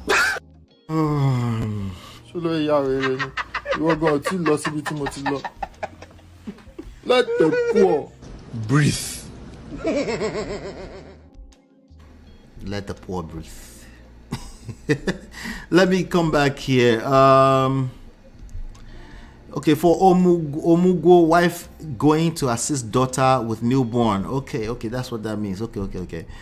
Thank you. Yep. So assistant is different from absolute just up and leave and japa. That's what they the picture they try to paint there. I do know that mothers will go and take care of children. And I do know that most men are happy that that's happening. It might be a nice breather. Most men that have no ulterior motives in painting stupid narratives would actually say, yeah, sure, but when are you planning to come back? Or they might even come and join you there, or they might say, okay, let me know. You know, I'm fine, I'm good. They're working, they're busy. Yes, even at 73. Who wants to be retired and not doing anything? Just grow up at 73. Nobody. Stop the cap. They might retire from their main career, but they're busy, right? Unless they want to buy too soon. That part, right? Men absolutely benefit from marriage just like women do if it's a good marriage. Why would I enter a marriage if I'm not benefiting? What kind of stupid question is that? And why would I enter a marriage when the other person is not benefiting? It's only simps that talk like this. I'm sure Uncle Charlie copy and pasted from somewhere. I don't think he thinks like that. It's weird. What he said is very pregnant. Olonyu. Exactly. Olonyu. That's true. That's the way I will say that in Yoruba. I didn't know you say it like that as well. The story is incomplete. Yes.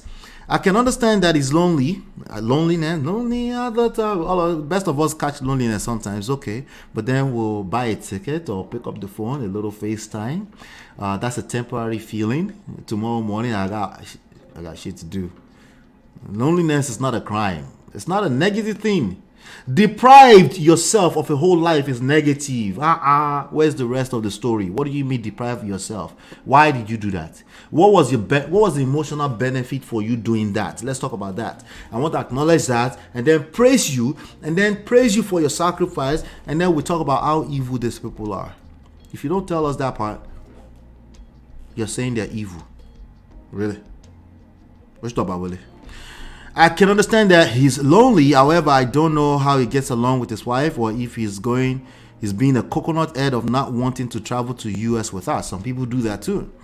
See, there's a lot of in-between nuances that it could be, right? And it doesn't have to be he's guilty necessarily. It doesn't have to be that he's what's the word that comment used just now? That the last part of that person's comment, which is there is no man who was fair. No, fair is a terrible word when it comes to this. People will feel like it was unfair. The other person feel like it's unfair too, right? So there are men that absolutely feel like things were unfair. Okay, there are men like that, and for good reasons. Okay, so we can't say there is no in any form of absolutes there, but I get where they're coming from. That's the response to an already absolute commentary there. So let's see here. Coconut head of not wanting to travel to the US unless if he can no longer come here. Maybe he came out of the jail from here. Maybe he's Frida's husband or something. I don't know. Who knows? Sparkle says, is this a cry for help? Maybe. Maybe Charlie's trying to tell us something. Uncle Charlie might be trying to tell us something. Uncle Charlie is married to an American, right? That's what I thought it was, right? So maybe Uncle Charlie is like, Americans, you go collect woto. They will leave you in your old age. Maybe he's trying to tell us something. Who knows? Maybe children are closer to their mothers because they are more affectionate. I was closer with my dad though, because he was more understanding than my mom. Yeah, and there's a lot of theories around that. Some people say girls are closer to their dad if they have good relationship. Some women have good relationship with their father, even though their father was the utmost cheater of all. But it's different. It's two different lanes. Relationship with children, it does interact somehow, some way, depending on the context. But it just depends. Kids are closer to whoever is more caring and understanding. Sometimes it's a personality thing. That's also a multi-level, multi-layered facet thing. It just depends. Not to Alpha. Welcome. Good to see you. Yes, he's married to an American. Yes. All right, so that was a good one. If we have more about that, we'll come back to it. But let's move on to the next story.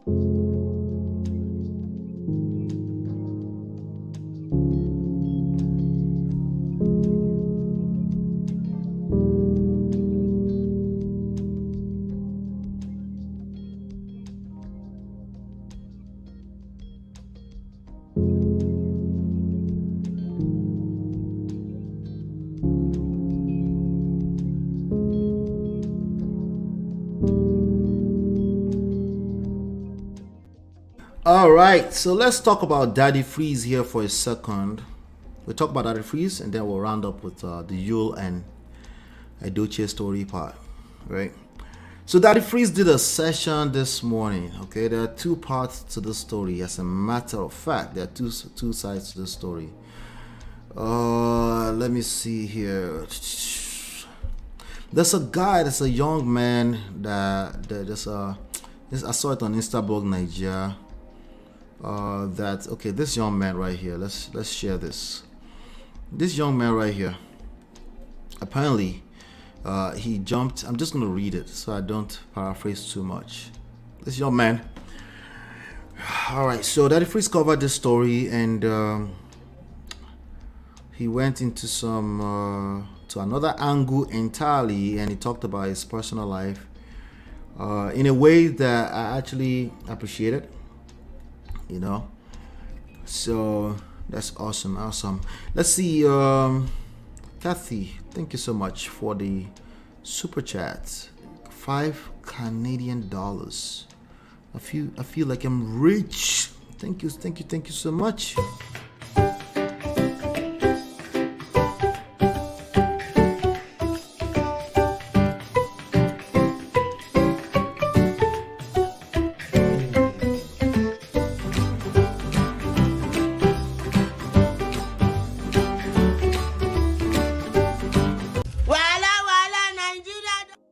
All right, let's get back to it. Thank you so much for the super chat. I appreciate you. All right, so this story, I'm just gonna read it. It says 30-year-old pastor ends it all. Shout out to Instablog Nigeria. After his girlfriend served him breakfast in Anambra. Served him breakfast equals to heartbreak, meaning he got dumped in Anambra State of Nigeria. Pastor of a Pentecostal church in Nnewi, Anambra State, Pastor Prosper Igboke, 30, has ended it all after his girlfriend served him breakfast. Daily Post reports that the pastor ended it all by, humping off of a building, from a 2-story building, after he was jilted by his lover. A relative of the deceased, who spoke to the news outlet under anonymity, said the man had trained his lover in the university, meaning he had sent her to school, right? In the university, after which she declined his marriage proposal. The man was 30 years old at the time of his death. His girlfriend, whom he intended to marry, disappointed him after seeing her through the university. Okay. He jumped down from his 2-story building and ended it. I am surprised that a man of his age and a pastor can do this, the relative said. That's sad. The source said, according to the tradition of Leru Autonomous Community, Leru Autonomous Community of Umunyochi local government area in Abia State, the man would be buried in a forest for committing the ultimate.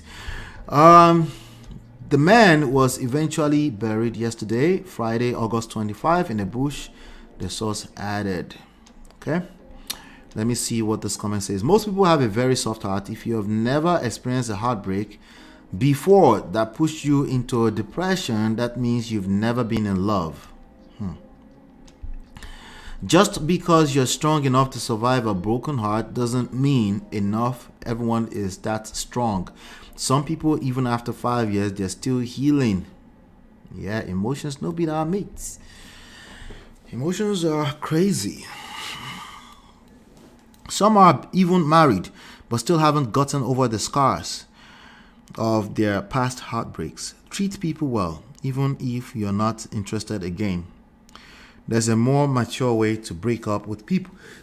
All right, that's an assumption that the person did not do it the matured way, but okay, let's continue.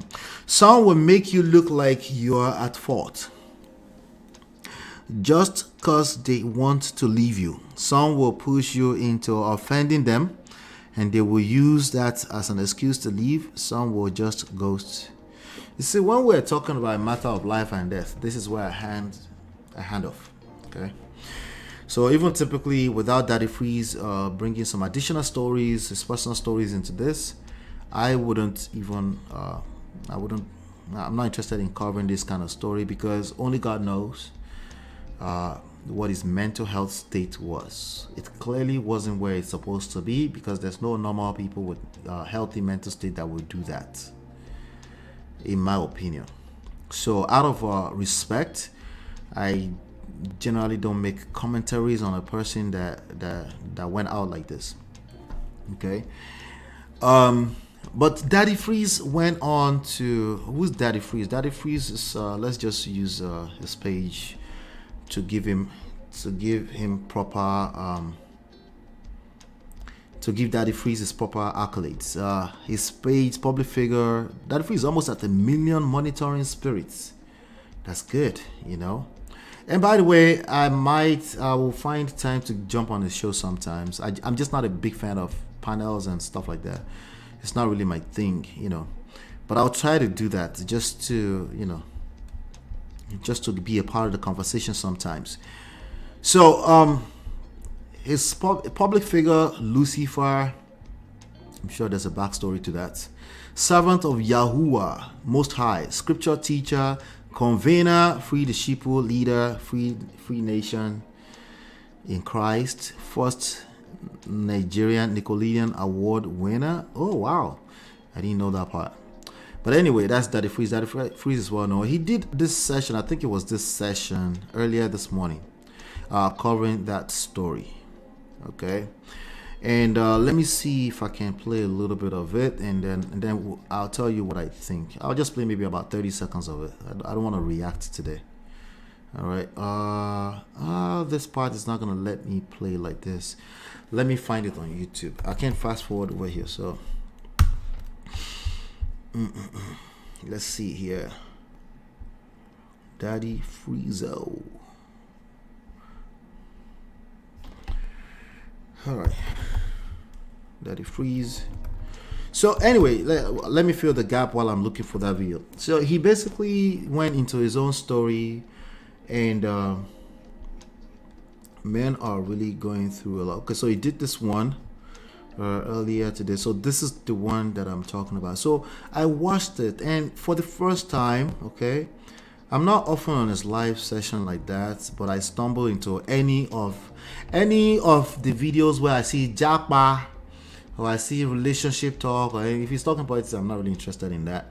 Anything that has to do, I do pay attention to what he has to say, and particularly the audience that he attracts and their opinions, because these are the people that I'm addressing. There's a lot of misfiring all over the place of rhetoric that we're trying to tackle that's clearly not creating good results, you know. So when I saw this, I was like, okay, this story, the fact that this guy humped off a building because of allegedly because the girlfriend who he trained broke up with him. I thought the Japa, you know, and the, you know, the men that I've seen Shege. The men that I've seen Shege rhetorics, I thought it would come into it. So I was like, you know what? Yeah, like we should, you know, let me pay attention to what he's saying here, you know. She said that would be great. Yeah, I think it would be great too. But I will see about that, you know. I'll call in sometimes. I've called into Pastor Shula show once or twice, you know. It's just, you know. I like hanging out in the gulag, just listening to what people say, oftentimes more. And then I'm very busy too, so oftentimes I'm busy while I'm listening to this type of stuff.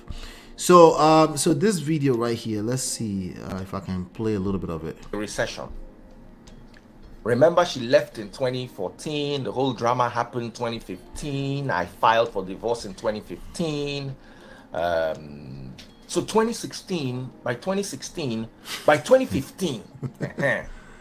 when the story started coming out, the people working with me, luckily I didn't lose my job, but she intended to make me lose my job.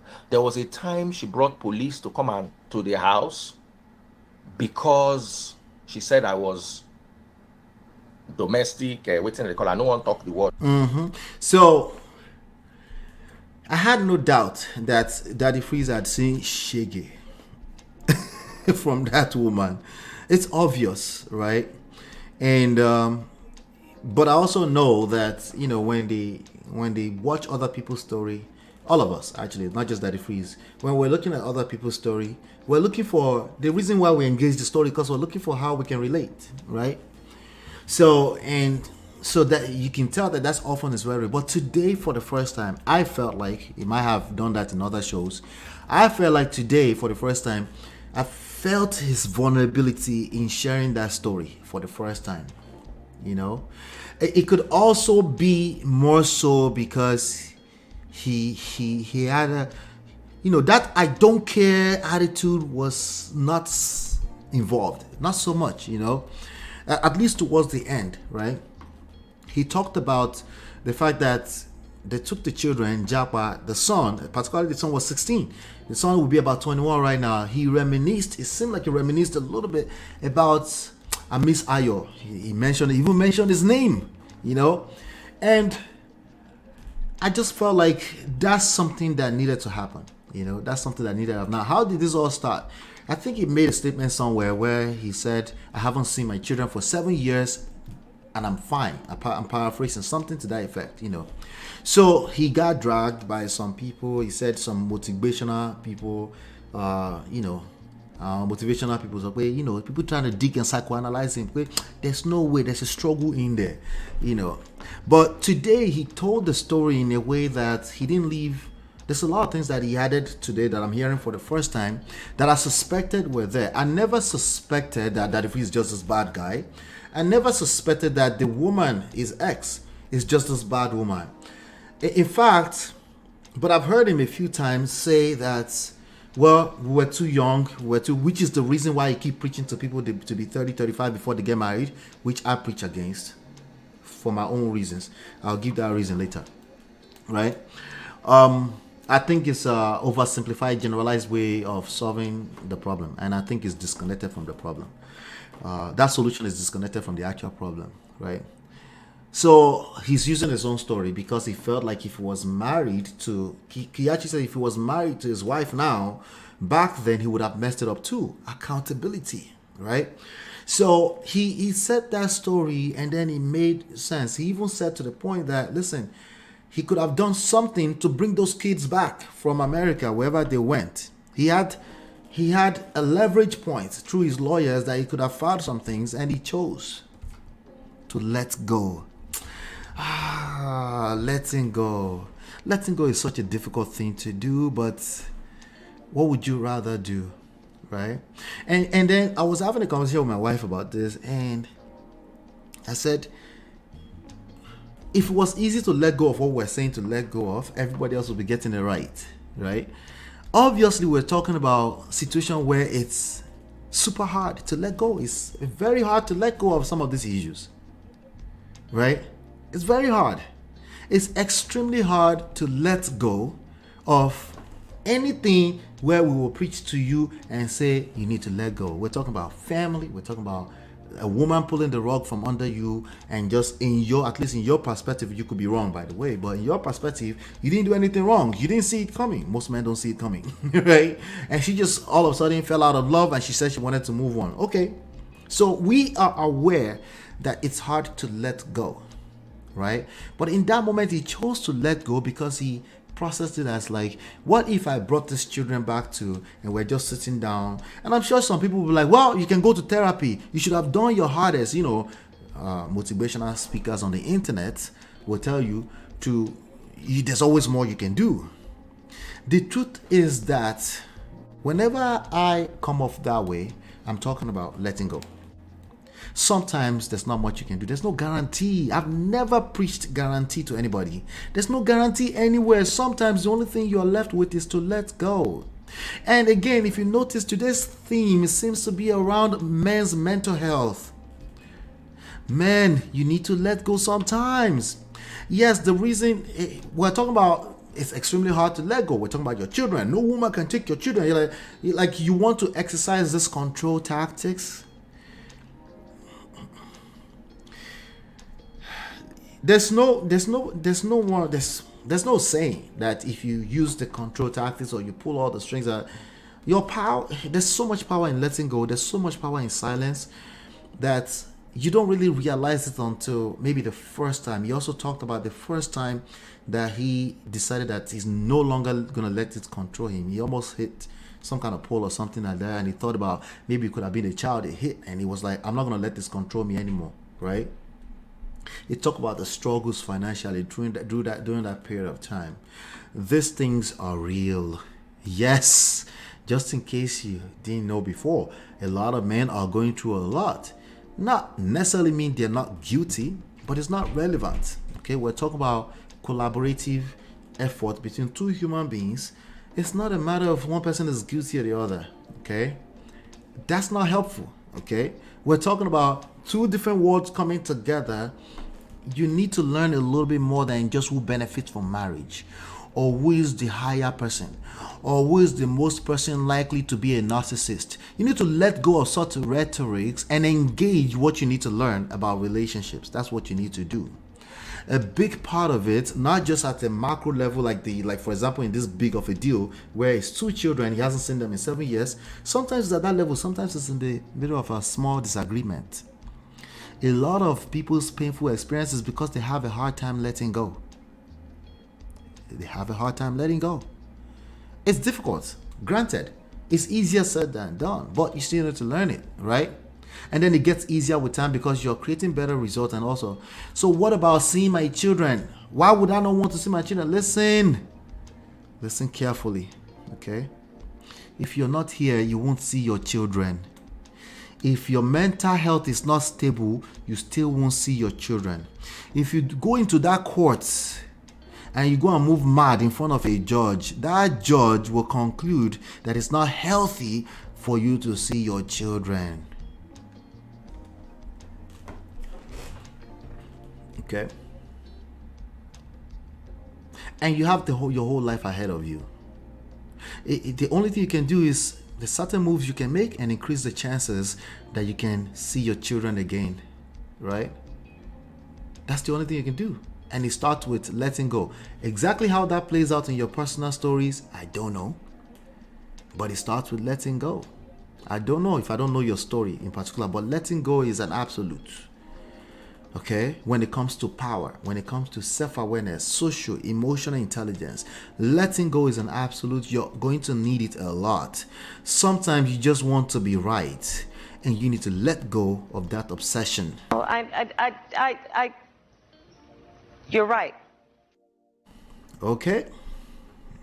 DF still talking about his ex? He does. I think he even did another show later on after today, but. Yeah, he does, But today, for the first time, I felt like he was vulnerable enough that it's not balance. I'm not talking about balance. I'm saying, looking at himself and say, you know what? I was saving myself. I thought that was a good message. If I don't save myself, it's pointless. All of it is pointless. You go just shalaye. We go explain because no evidence. No evidence. You get it? You get it? If you don't get it, forget about it. The woman will be talking about things that are bothering them, and the man will be doing eyes right and ignoring it. I guess this is what Allah calls the blind spot. Yes, it's the blind spot. It is what it is. You can only see what you can see, right? And when we're talking about emotions, it's worse, right? Your perspective. This is why obsession with being right is one of our biggest enemies. But I'm right. They don't always say I'm right in words. It's the attitude, the mindset, like the competitive thing, Yeah, then when she says she know they do again, the man will become shocked and surprised. Make we pay attention. Yeah, pay attention. Because no guarantees. Your spouse can wake up one day and say enough is enough. And you might be like, I didn't see that coming. I know. That's why it's a big story. Across the board. Divorce it's a huge story across the board. People are now making up narratives to justify BS. That's how big it is. So we need to keep paying attention. I will keep writing books, just so you know. Okay. We will keep writing books here about these topics. So be on the lookout for that. December 30 is the new date. Number one red flag. So look out for that. All right. People need to embrace therapy. This life no balance, and we need to seek help and not internalize. Word. That is a word. If just as much as you will go visit the doctor for your physical health, physical well-being, imagine how important the mental state is, right? It's not as simple as that person is right or wrong. I guarantee you, if you go to a good counselor, they're not going to be worried about who is right and wrong. If they are saying, well, you two, you are wrong, they are not professionals. They don't know what they're doing. They are just as confused as you and your partner. Okay? Because there's nothing you get out of that, just resentments, additional resentments. You know, remember what Derek Jackson said? Derek Jackson was like, well, their counselor or the therapist went into rescue mode, right? Because the woman was crying and so, you know, this happened to me. I went to rescue mode. What happened to him? He felt some type of way, and then fired the therapist, right? That's real. A lot of people just go into therapy to go and argue already. So imagine if you have a therapist who is seemingly taking sides. That's not going to work. You know, that's not going to work. There's more to whatever is going on there than right and wrong. Okay, so I just thought that was a good session with Daddy Freeze. I thought I'd talk about that. Yes, men need to worry about mental health. The prescription he makes or he seems to make is what I'm still disagreeing with. Engage your mental health, engage it now, right? Don't cast your story on everybody else and assume that all Japa story are people with nurses disengaging their marriage when they get to America. There's more to that story at an individual level. Maybe you've seen a lot of nurses because a lot of people are nurses. Okay? There's more to that story. Somebody said earlier, we need to be wise enough to audit. Ask for audit. Ask more questions rather than just... Because even if you go to a regular job, they will ask more questions. Nobody's assuming just because I see red means it's red. No, you pay attention to why. What's going on, right? Right? Unless somebody is directly being harmed, then you have to go into emergency mode. It's not always that you run into emergency mode and you tell people, don't japa or you will lose your family if you japa. That's obviously not true, right? So there's always more to it. Don't marry a nurse. So if you marry a nurse, it's guaranteed. They don't say guarantee, but they might as well just say guarantee. They might as well just say guarantee, right? So, or don't marry a modern wife. I was like, but marry somebody from the village. You're like,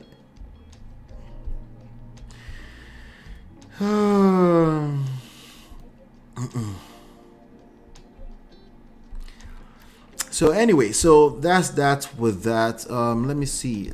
There's one more story we have to cover today. One more story, and I will be right back.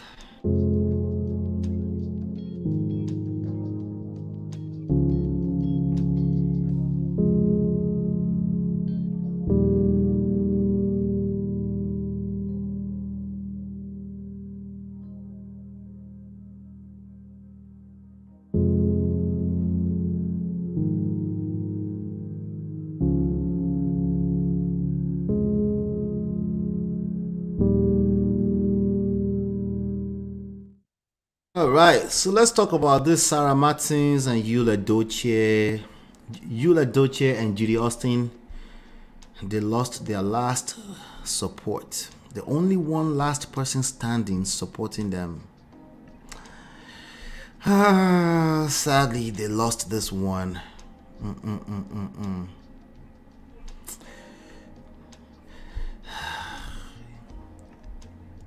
Who else is standing with Yul and Judy now? Who else? Anybody out there still standing with them, still supporting them?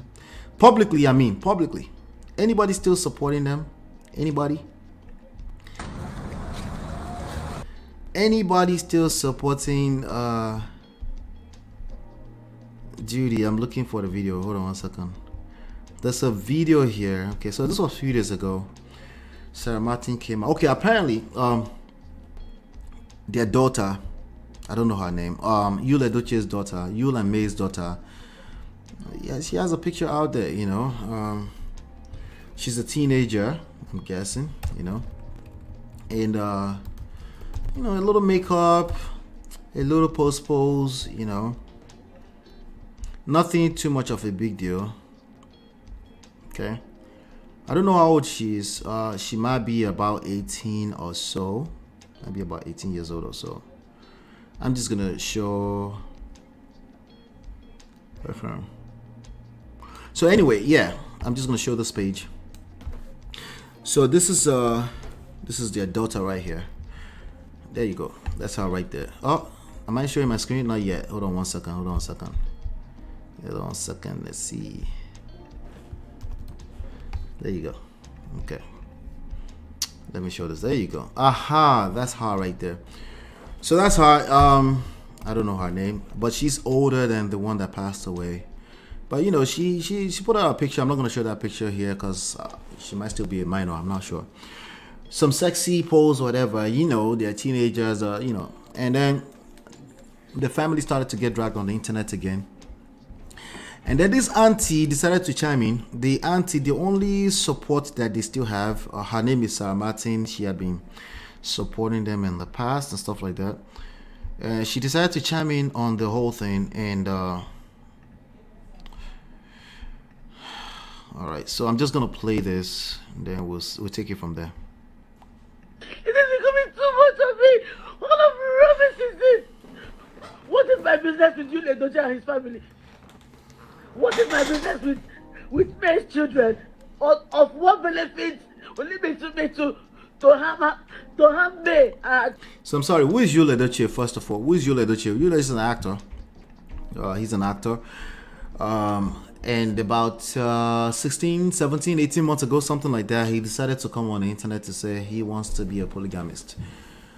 He showcased his newborn from his new quote-unquote wife / side chick, and they've been trending since then, basically. So he lost a son in the middle of all that stuff. He lost a son, and then it's all dramatic. A lot of people are supporting the ex or ex-wife to be, May Yul Edochie. She said she doesn't want to be a part of the polygamy circus. She doesn't want to be a part of it. But there's this one girl, Sarah Martin, who came out with her full chest. She claimed to be best friends with the ex-side chick, now supposedly traditional wife. And she claimed to be a friend, so she's fully supporting them. And she's been saying a lot of stuff since then. But about 2 days ago, she broke down in tears, and that's what you're looking at, and that's what I'm playing for you right now. And then we're gonna address if she has a point. When their teenage daughter from the first wife, when she did the post, a lot of there's some few ladies started posting and started dragging, and they were cursing at that family. They were cursing at the family and the child and wishing bad on them and stuff like that. So now the internet came back and basically accused this one for paying trolls to troll their family, and that's what she's crying about. So there you have it. I just wanted to bring you up to speed real quickly.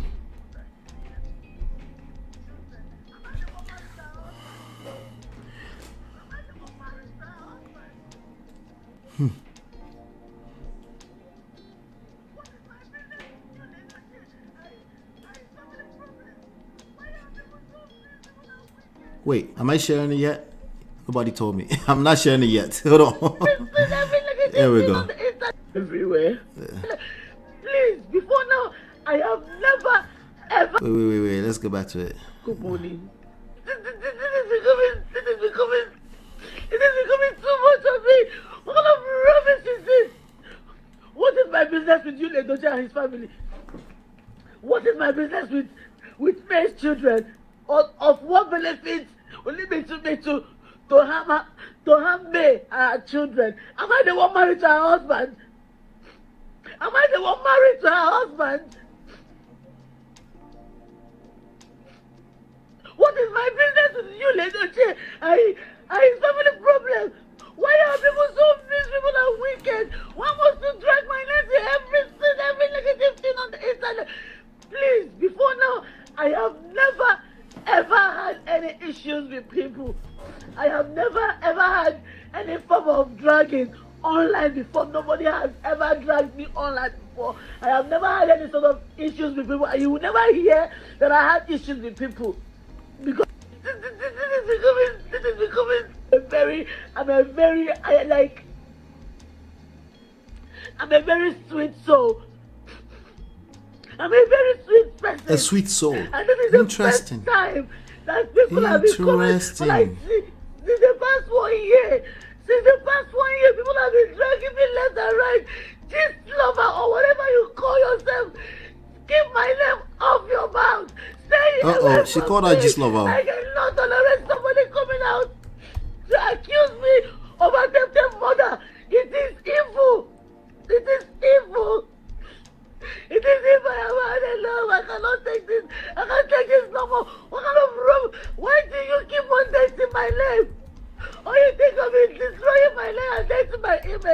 Why are people so... Oh. Calm down. Anybody with any pity in there in the chat? Hit.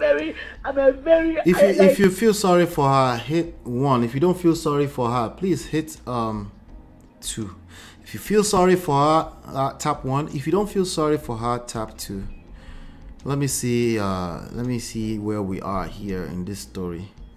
If you feel sorry for her, tap 1. If you don't feel sorry for her, tap 2. Let me know. Come forward. We're almost rounding up right now. So this is Daniela. Thank you for that, Chinye. Daniela. Uche feels sorry for her. If you don't feel sorry for her too, this is Daniela right here. Okay. So she has a little bit of makeup on. I mean, she's 18. Like, it doesn't look bad to me. That's the mother next to her. She looks like a mother. Oh my God. She looks like a mother, just like her mother. Okay, this is another one here. Okay, I don't see anything bad in this, but apparently the family got dragged because of this, right? The family got dragged because of this. Hello, the internet in-laws. Anyway, so this auntie opened her mouth and she's crying on the internet to internet trolls. The truth is that she was trolling that family. Maybe she didn't know she was trolling them, but she was trolling that family. Let me see. Who is this woman? This woman is Sarah Martins. She's best friends with Judy. She claimed to be best friends with Judy, right? All right. She says she's 18. Uche says 1. Feel sorry. Seal 84 doesn't feel sorry. Solonkole does not feel sorry. And Latu, why are you like this? 2, 3, 4, 5, 6, 7, 8. Stella says no pity at all. She's an actress, no real tears. Oh, she's acting. Yeah, are you saying this is crocodile tears? Is that what you're saying? Wala. Hey. Wala, Nigeria don't report so hard to go sour. She's a scam, is that what you're saying? Let's see. Let me go on to the next slide here. Good morning. So Rita Edochie is a wife to maybe an uncle of Yul Edochie or something like that. She's an Edochie anyway, but she's a wife. And she came back out, she's been pushing back against this lady for a while too. And Judy Austin, and she listed out everything she did wrong. Because somebody said, wait. So much of it. All of rubbish. This comment says, is this macro cut last eyebrow for me? Internet. Why don't I do like this now? Somebody said, not Rita, using small letters for Yul and Judy. Small letters. Did she? Let me go back here. She used small letters for Yul and Judy. That's crazy. Please, in all your gettings, get a sister-in-law like Rita Edochie. So Rita she's a sister-in-law to all of the above. But let me come to the chat really quickly before I continue, because I'm interested in what you guys have to say. With her bleaching cream. Hey, voila. Solon Collier says fake woman. Miss Top Nudge says 2. You don't feel sorry? No? Let's see. With her bleaching cream, she was way too cruel to May, saying all kinds of craziness about May. Well, Auntie Rita is going to list them out. I'm going to read them out in a second. I'm reading them for the first time, so I'm taking my time. All of a sudden, get business. You're right. She says she doesn't have business with them. And then she has a sweet soul. I'm like, sweet soul, okay. I don't know her personality, so unfortunately, I have to say. You're right. I have to say she's right, but I have the I have the right also to read what Auntie Rita is gonna say. She said this witch go explain tire. Hey. We go explain because no evidence. No evidence. This woman emotionally humiliated May with her friend. She trolled the crap out of May. She did troll. I remember that, I remember that part. Good evening, everyone. Good evening, Miss Top Notch. Good evening to you.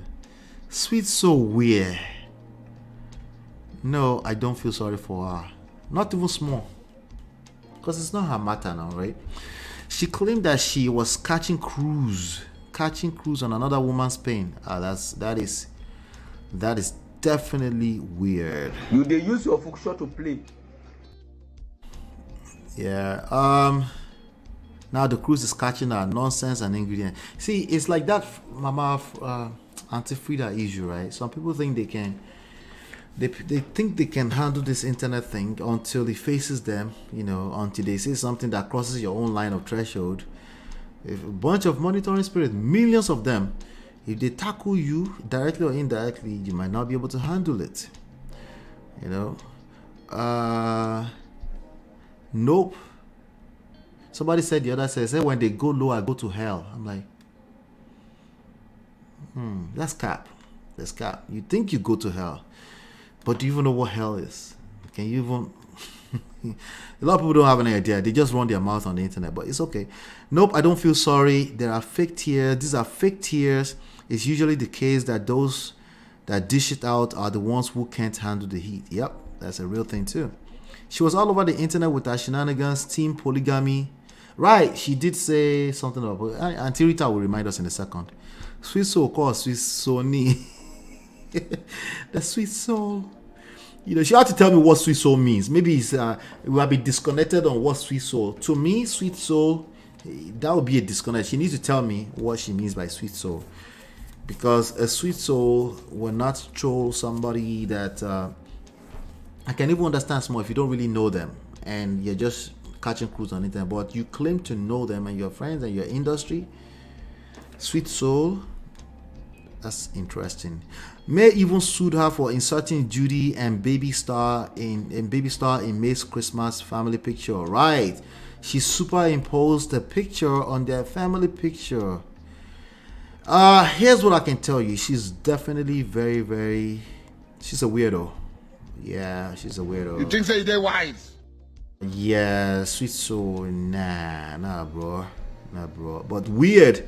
If you say I'm a weirdo, if she says that to herself, with my full chest, I will agree. You're right. So anyway, then she came back and recorded. No, she didn't record yet. She did jump on Daddy Free's platform. I'll play that one in a second too. But Rita said, "Wow, you don't have any business with Yul Edochie family yet." Let me make this bigger so you can see it. Number one, you said Queen May should leave her matrimonial home if she doesn't want to be numbered. Okay, racing number what? Okay, racing now. Anyway, number two, you said Queen May went to London with another woman's husband. She said this. Did she say that? Ha.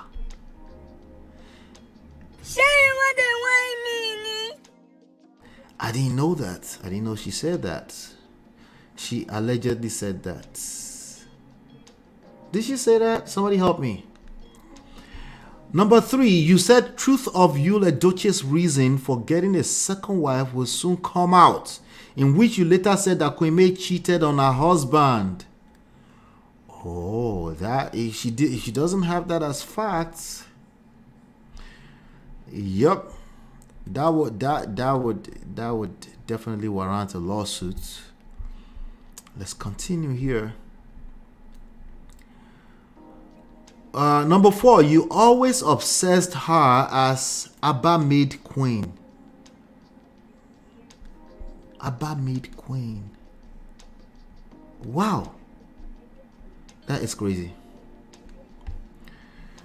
I didn't know she said that. I haven't really followed like that. But let's see. Your first time on Daddy Freeze Live, you said Queen May is not a good wife to Yul Edochie. You said a lot. You said Judy, she did put Judy in small letters, has been the one taking care, it's a typo, taking care of Yul, which is why he went ahead to marry her. Was she chasing clouds? Was that why she was doing this? You said Judy has been the one taking care. Okay. The other day you merged Queen May Edochie family picture with Judy's own saying, son, as it should be. Oh, saying as it should be. I remember that part. I remember that one. Still, you don't have any business with Yul's family. Wait, how many is that? You said a lot. Let's count. You said a lot as 6. Number 7. You said Judy is number 7. And then, yeah, that's number 7. And the other day is number 8. The other day you merged Queens. Okay. And still, you don't have any business with Yul's family. Listen. You explain. You go explain because no evidence. No evidence. Hey. But my own is you people should not allow me come live to talk this issue. Because if I do, a lot will go wrong. Alright, so that was that. This one is just her. This morning to see people tagging me everywhere. Okay, she's explaining saying here. I pay people This is the explain tire before she started crying. Kill me, Edochie's daughter. Hold on. Let's go back to it. Good morning. This is the beginning. So I woke up this morning to see people tagging me everywhere, saying I pay people to kill me, Edochie's daughter. Let's show your face. I don't understand. See, this is the height I can take. I have tolerated enough trolls. Hold on, let me see if there's another version of this somewhere. There might be another version somewhere. Okay, I guess that was it. I think there's another one somewhere. I forgot. Anyway. Good morning. Good morning. So I woke up this morning to see people tagging me everywhere, saying I pay people to kill me, Edochie's daughter. I don't understand. See, this is the height I can take. She said, "This is the height I can take." So this is height I can take. There was a height, and you were trolling the whole family, knowing that this guy is fighting all kind of forces. Yul is fighting all types of forces. Okay, he's not fighting flesh. I'll tell you that much. Okay. This is huge, okay? Only God knows how many business opportunities is lost in this time period that this has been going on, right? And the last one, you were the last one support he had left, and now you've abandoned them because this is the height. You've abandoned them. Eh? I've tolerated enough trolls. She's tolerated enough trolls. Insult from people for coming online to accuse me of something I have nothing. I have nothing to do with it. The height of it. She says she has nothing to do with it. How can somebody wake up? How can somebody wake up? And all you think of is evil against your fellow people. Wait, she said, how can somebody wake up and what you think of is evil against another person? Was she looking in the mirror when she was saying this? Now real juju be this one, oh. Was she looking in the mirror saying that?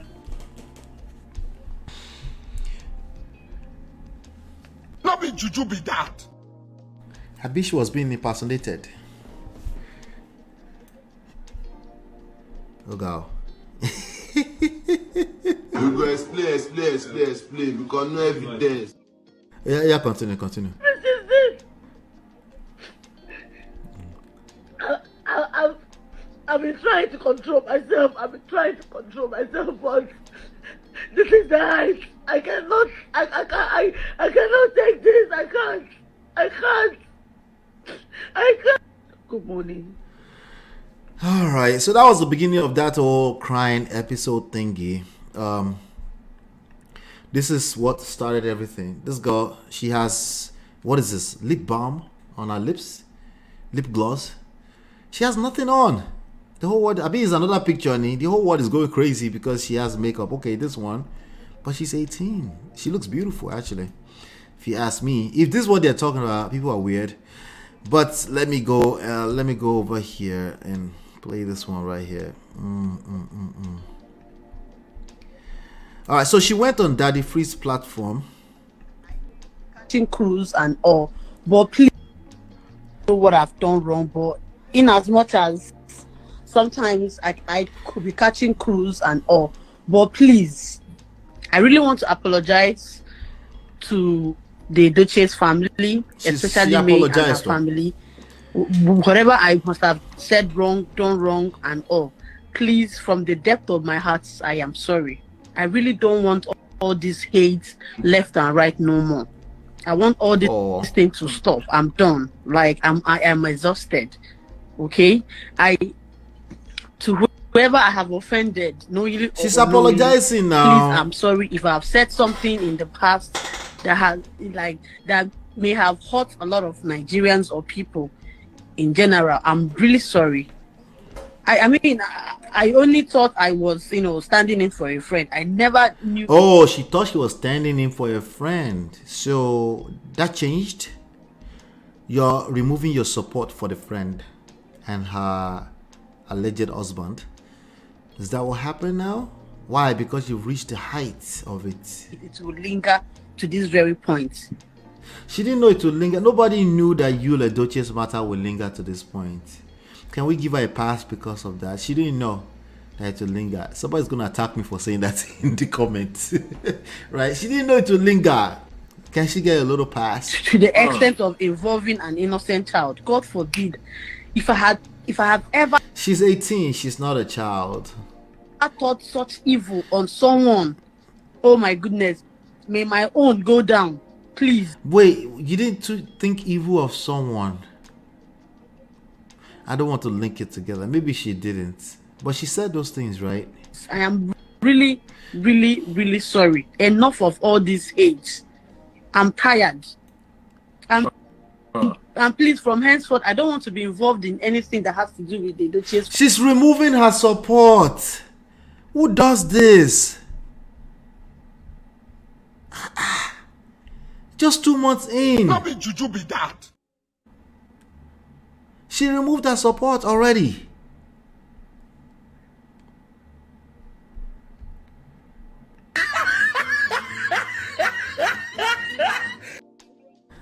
All right, let's continue. Let me see if she says more. No, not this one. Family drama, please. I just want to, I just want this whole thing to just... You know how we say Yul and Judy are just acting? They're just acting. Is this person acting too? Is this person helping them go viral? This issue is real. Okay? This issue is real. This is... Sorry, Yoruba people so I don't know how to say that in English. You can help me if you want to. Okay? When you find yourself in all types of what nonsense, all kind of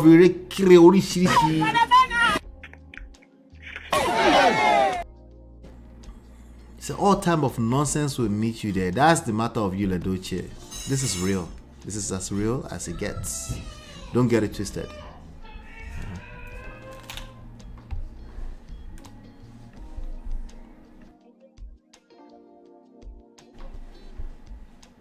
Just continue. I mean, let that drama be on their own. I just want to have my peace. She wants peace. I want my peace. I'm really sorry. The internet wants violence. So what I've done wrong, but in as much as... Anyway, let me read this. She put the statement here. She says, Sarah Martin's new interview with Daddy Freeze. Oh, I want my sanity and peace of mind. So on this note, I no longer want to be associated with the Edochie's family drama. On my lane henceforth. To Queen May. She even said Queen. She didn't say her barmaid Queen. No. She says to Queen May and her entire family. let me pray for you. This is what your enemies will end up doing, okay? They will end up surrendering, okay? Very, very, very soon.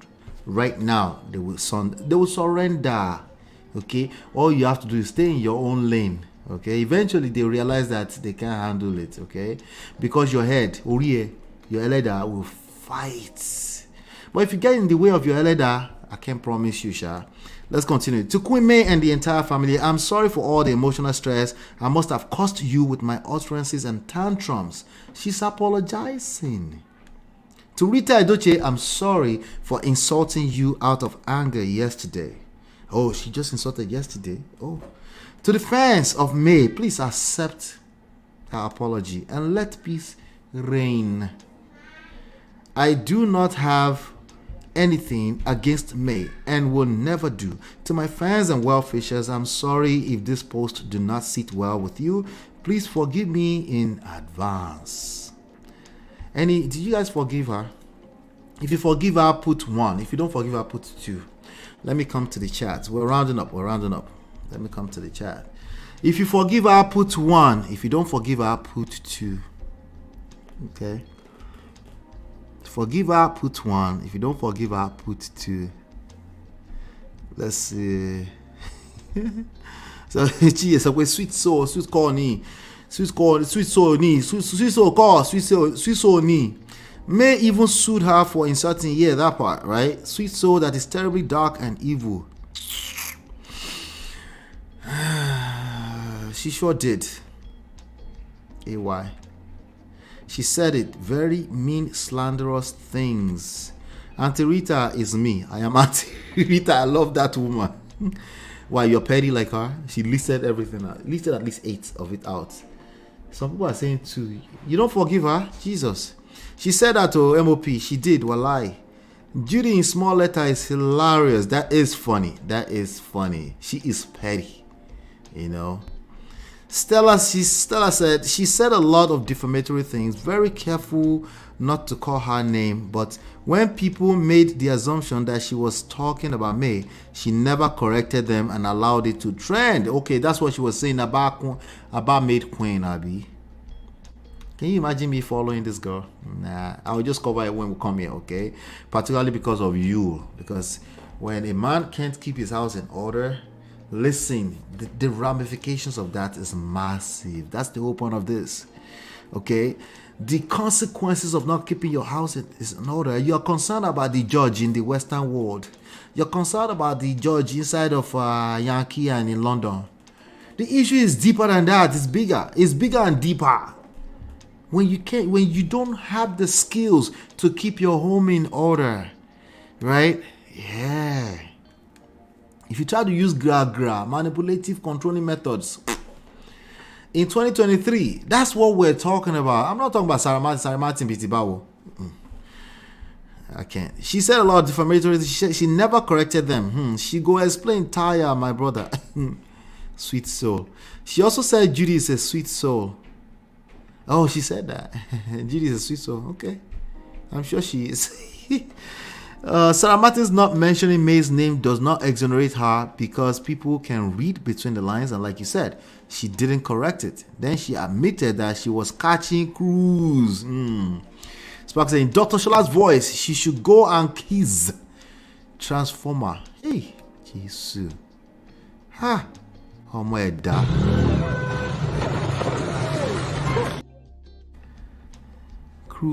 Which shows that she was clearly talking about me. She was talking about me. She knew exactly what she was talking about. She's delusional.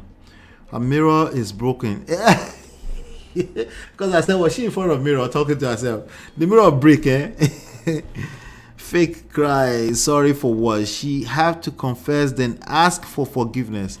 I think she needs to ask God for forgiveness. I don't think she owes anybody forgiveness here. She needs to ask God for forgiveness. May God forgive me, but I think this woman is a huge pretender. Liar, everything bad. Which one? Judy, Abby, Sarah? Which one are you talking about? Stella.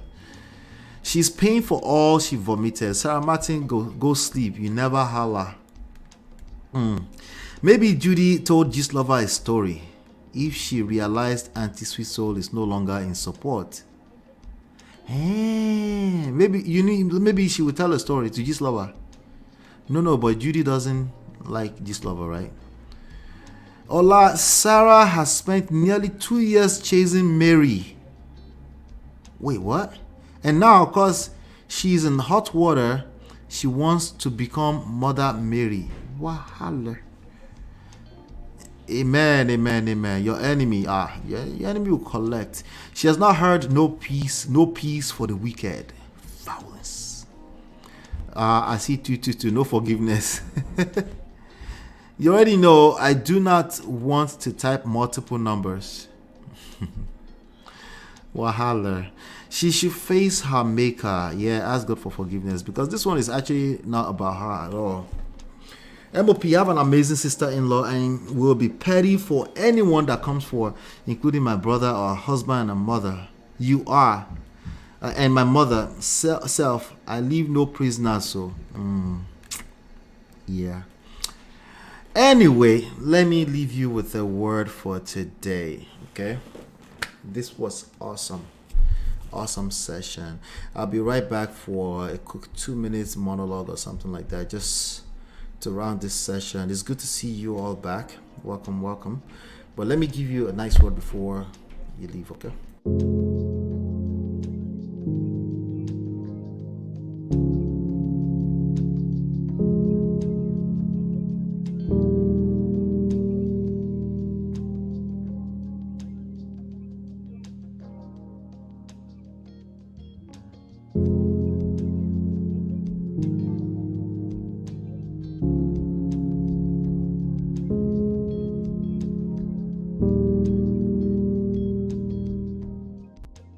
All right, so here's the deal. The theme on this show seems like men's mental health. Okay, from the daddy freeze to the baba that's mixing swallow at old age, and the guy that unfortunately committed the ultimate because he got dumped by a girlfriend. That makes me want to say talk to my brothers. In particular. And then I will leave a word also for the ladies, For the ladies, the truth is that men are, in fact, going through a lot, okay? Women are not to be blamed for that. I just want you to be aware of it, okay? Men are going through a lot. It's obvious. You can see it everywhere on the internet, okay? Just as much as women are going through a lot, okay? Mental health is a big deal, as you can see. We are talking more and more about it, right? A lot of time men are bottling things up. A lot of times they are quick to move in the direction of strategies, controlling strategies, and manipulative strategies. And when it doesn't work, you can see the worst, unfortunately, because for obvious reasons. I don't want to use certain languages because of YouTube, right?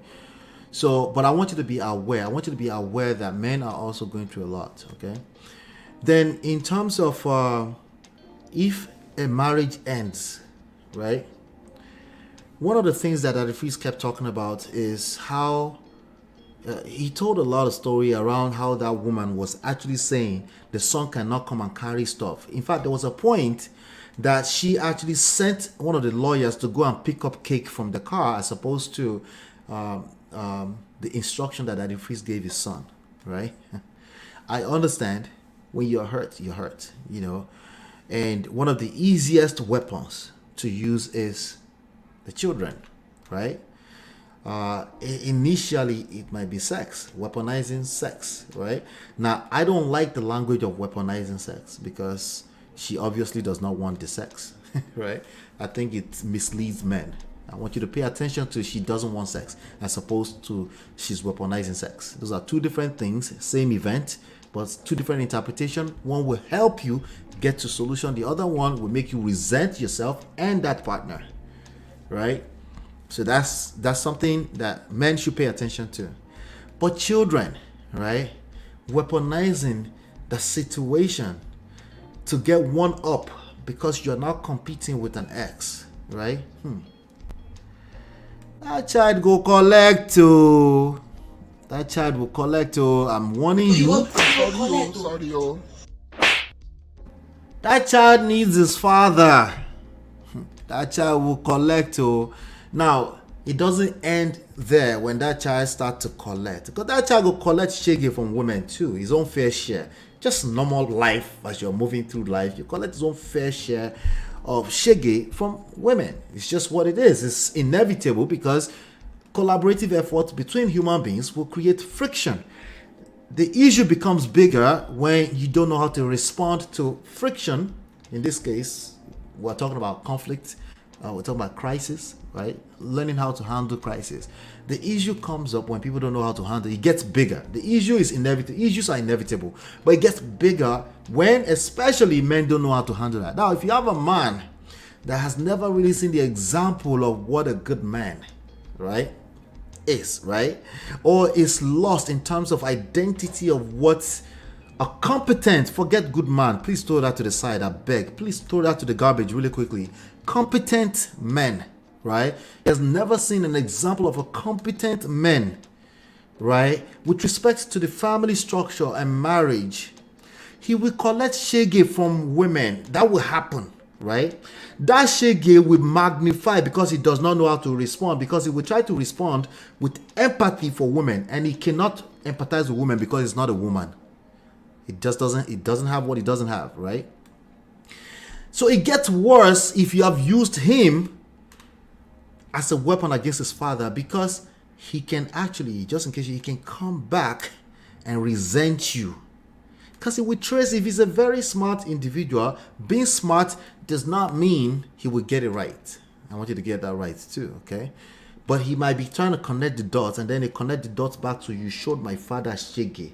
In fact, you manipulated me to show my father shege. I pray that that will not be your portion, but that is not a good picture. That is not a good, what I just painted for you is not pretty if you end up in that kind of situation. And that son might end up resenting you, right? That's the lesson there for the ladies. Gentlemen, you need to relax, okay? Wisdom should not be as hard. It shouldn't be as that hard. Sometimes you just need to talk to other men that they have good results. Just because they have good results today does not mean they have not collected shege. Find men, other men, have a conversation. If men are speaking strictly from their pain point, you need to be careful. They are not committing any crime. They don't owe you explanation.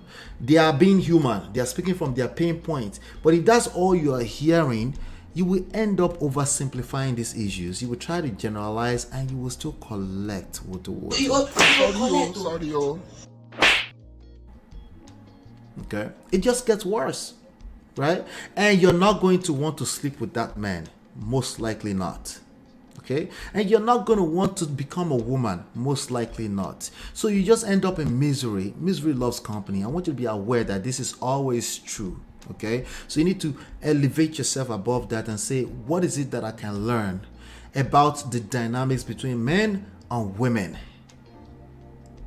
If your solution is competitive in nature, if you find yourself asking questions like, who benefits from marriage more, it will get worse for you. I guarantee it.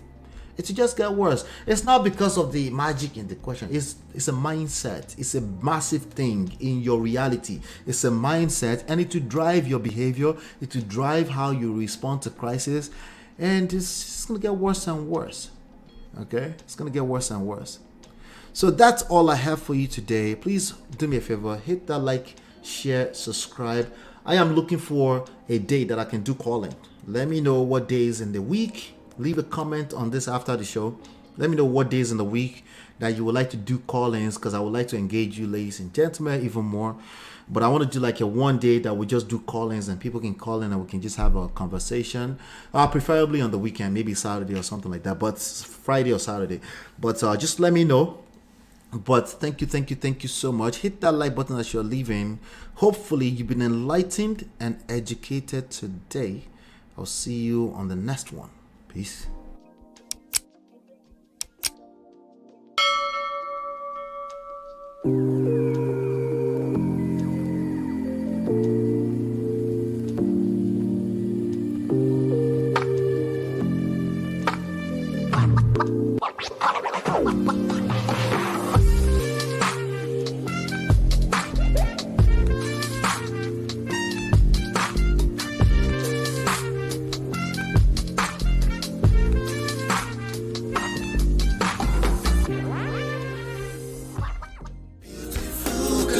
miss your love that I've been missing. I miss all your hugs, your touching and kissing. Make love on the floor, the couch in the kitchen.